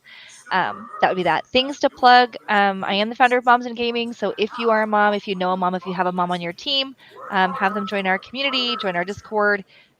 We have a talk coming up soon about financial literacy for littles. So talking all about how getting your kids prepared for things in the financial literacy sector. So that's coming up in one of our Moms and Gaming chats. And we will be at Comic-Con doing a parenting panel as well. That has been approved. So we will be doing that at Comic-Con. So if you want to be at Comic-Con and see us, we will be there as well. So That's awesome. Links down below. Anybody else who's going to Comic-Con here? I'm not. Although, wait, when is it? July. July. 4th through the 28th. Maybe. I don't know yet. Too many things in the air right now. Are you going, John? I am. Jon is moderating my panel. Oh. And doing a million other things. And doing a million other things, of course. Which day is that on? It's on Thursday. No, I'll be All Might from My Hero Academia Day 1, Captain America Day 2, Deadpool Day 3, and then Deadpool as Sailor Moon Day 4. Amazing. Nice. Beautiful. Gorgeous. Maybe I do have to go, though. All right, Tim, any closing messages or anything you want to plug here? Yeah, so your CV, resume, portfolio, personal website, treat them as a living document. Don't just do a one and done and never update it again. I find a good rule of thumb is to do it every 3 months or so. Make sure it's up to date, because like you said, the last thing you want if you lose your job, you're laid off, or you find yourself in a position where you're looking for work, is to be like, right, I need to condense the last 8 years of my life or whatever into a CV, resume, and portfolio. It's a super stressful thing to do. It's a big body of work. If you've got something that's way more recent, you can just give it a quick look over, make sure it's correct, and then go out and take the actions you need to get yourself a role. I'd also say keep positive. If you're needing to take breaks, like Christina mentioned earlier, that is still working on getting a job in Side games, quest, because you're making sure that you are in the best position to do so. In terms of things to plug, you can follow me on LinkedIn if you want to see my thoughts and feelings on stuff or roles that I advertise. If you go on my profile, you'll see that I actually released a Twine project on Itch. It contains a lot of advice on CVs and portfolios, which you can read through, which is essentially more interactive versions of some articles that were published as part of Amir Satvat's early career resource planner. But it's also got a motivational choose your own adventure thing that I've put together. It's not an adventure, but it just helps you hopefully pick yourself up if you're feeling a little less motivated than usual, and kind of reframe things for you. But I'd love to see what you think of it. I'd love to see what could be improved and what you'd find helpful to be added to it, because I'm going to use that as a living project. So it's kind of a way to have a Tim Wood FAQ if I'm unavailable or in meetings and stuff. So yeah, please check it out and laugh at my attempts at using Twine. Oh, that's so cool. Awesome. All right. I've dropped the links down below to all of our LinkedIns as well. So definitely connect with us, follow us. I'll plug my little bit here and give my final message. I think biggest final message is just to echo the don't give up. It is a definitely unprecedented time in the game industry. In some ways, that's kind of exciting. Imagine us talking about it. We'll be sharing war stories 20 years from now. Be like, yeah, that was terrible. So maybe, I don't know, silver lining or something. But truly, at the very least, keep at it. You're okay. You got it. Pats on the back. Any speed that you're moving right now is a good speed. Anything you can do to continue to build experience is good. Any jobs you can get that are paying are good. And then also, screw everybody else and start your own business. Is maybe my biggest message. Indie Revolution. Choose chaos. Yes, choose chaos. Truly, though, it doesn't take. It is so much easier to start a business than you think it is. I didn't say successful business, to be clear, but it really doesn't take that much effort to put together an LLC and start trying for yourself and put together a team of people who are also awesome and looking for work and to build something really cool. I've just dropped the link to our Discord down below. I'd love to have you in there if you'd like to consider it. I'm also going to drop the link to a video about the Indie Game Academy Level 3 program that's coming up in 2 weeks. So that'll explain the program to you if you want to know a little bit more. And then finally, I'll drop the link to actually apply. We'd love to have you in there. It is a really wonderful program. It's been about 4 years of it getting bigger and badder. This time around, you'll have dedicated mentors. You'll have a dedicated team advisor from amongst the professors. Maybe Tyvik Stallworth will guide you through, or Christina-Marie, but then you'll be doomed. So I don't know. You shouldn't look for it. That makes me want to just attend also, just so I can work with Tyvik. I mean, for sure. Come in. We won't stop you. And yeah, I think that's it. Let's see, a brighter tomorrow for the industry. I think like, let's try to learn from this time period is maybe part of this. Let's be kind. Let's be gentle. And let's be good to each other. I think that's it. Any last messages from anybody else? Any last messages? If anyone wants to see us do this again, leave a comment. Yes. Yes. Yeah. Yes. Because I had heaps of fun. And thank you for watching us higher dive for 2 hours, everyone. Yeah, absolutely. Thank you all for Did everybody being enjoy? here. Yeah. Oh, yes. Did This we was get great. fun? We had a great time. I did too. This is good. I feel like we could get. We could have escalated even faster. I think it wasn't frantic enough for me. Next time we'll just jump in most stratagems on Helldive, so far we get. I really want to do. We'll definitely do more of this. Like I don't know. What's another good game that would be funny with this going on? Oh, LinkedIn user gave us a 100. Thank you, LinkedIn user. Biggest fan. Maybe we could do play some some wild indie games. Like we Yeah. play some indie games, or maybe even being made by people in the academy, or Oh, that'd be great. just Let's anything do out that. there. Yeah, put together a collection. We can shuffle through them real quick. Let's let people vote what games we play as well, potentially. Yeah. Yes. I think that could be cool. All right, we'll put up some awesome stuff. So that officially concludes the stream. Y'all, we love you. Major hearts. What's the new way? How do you do it? Like that. Hearts for all of you. Oh, my hands don't do that. I'm just going to do that. Double hearts. And we'll see you again soon. I hope you enjoyed. All right. And yeah, goodbye now. Adios. For liberty. Bye-bye. liberty. For liberty. Good luck.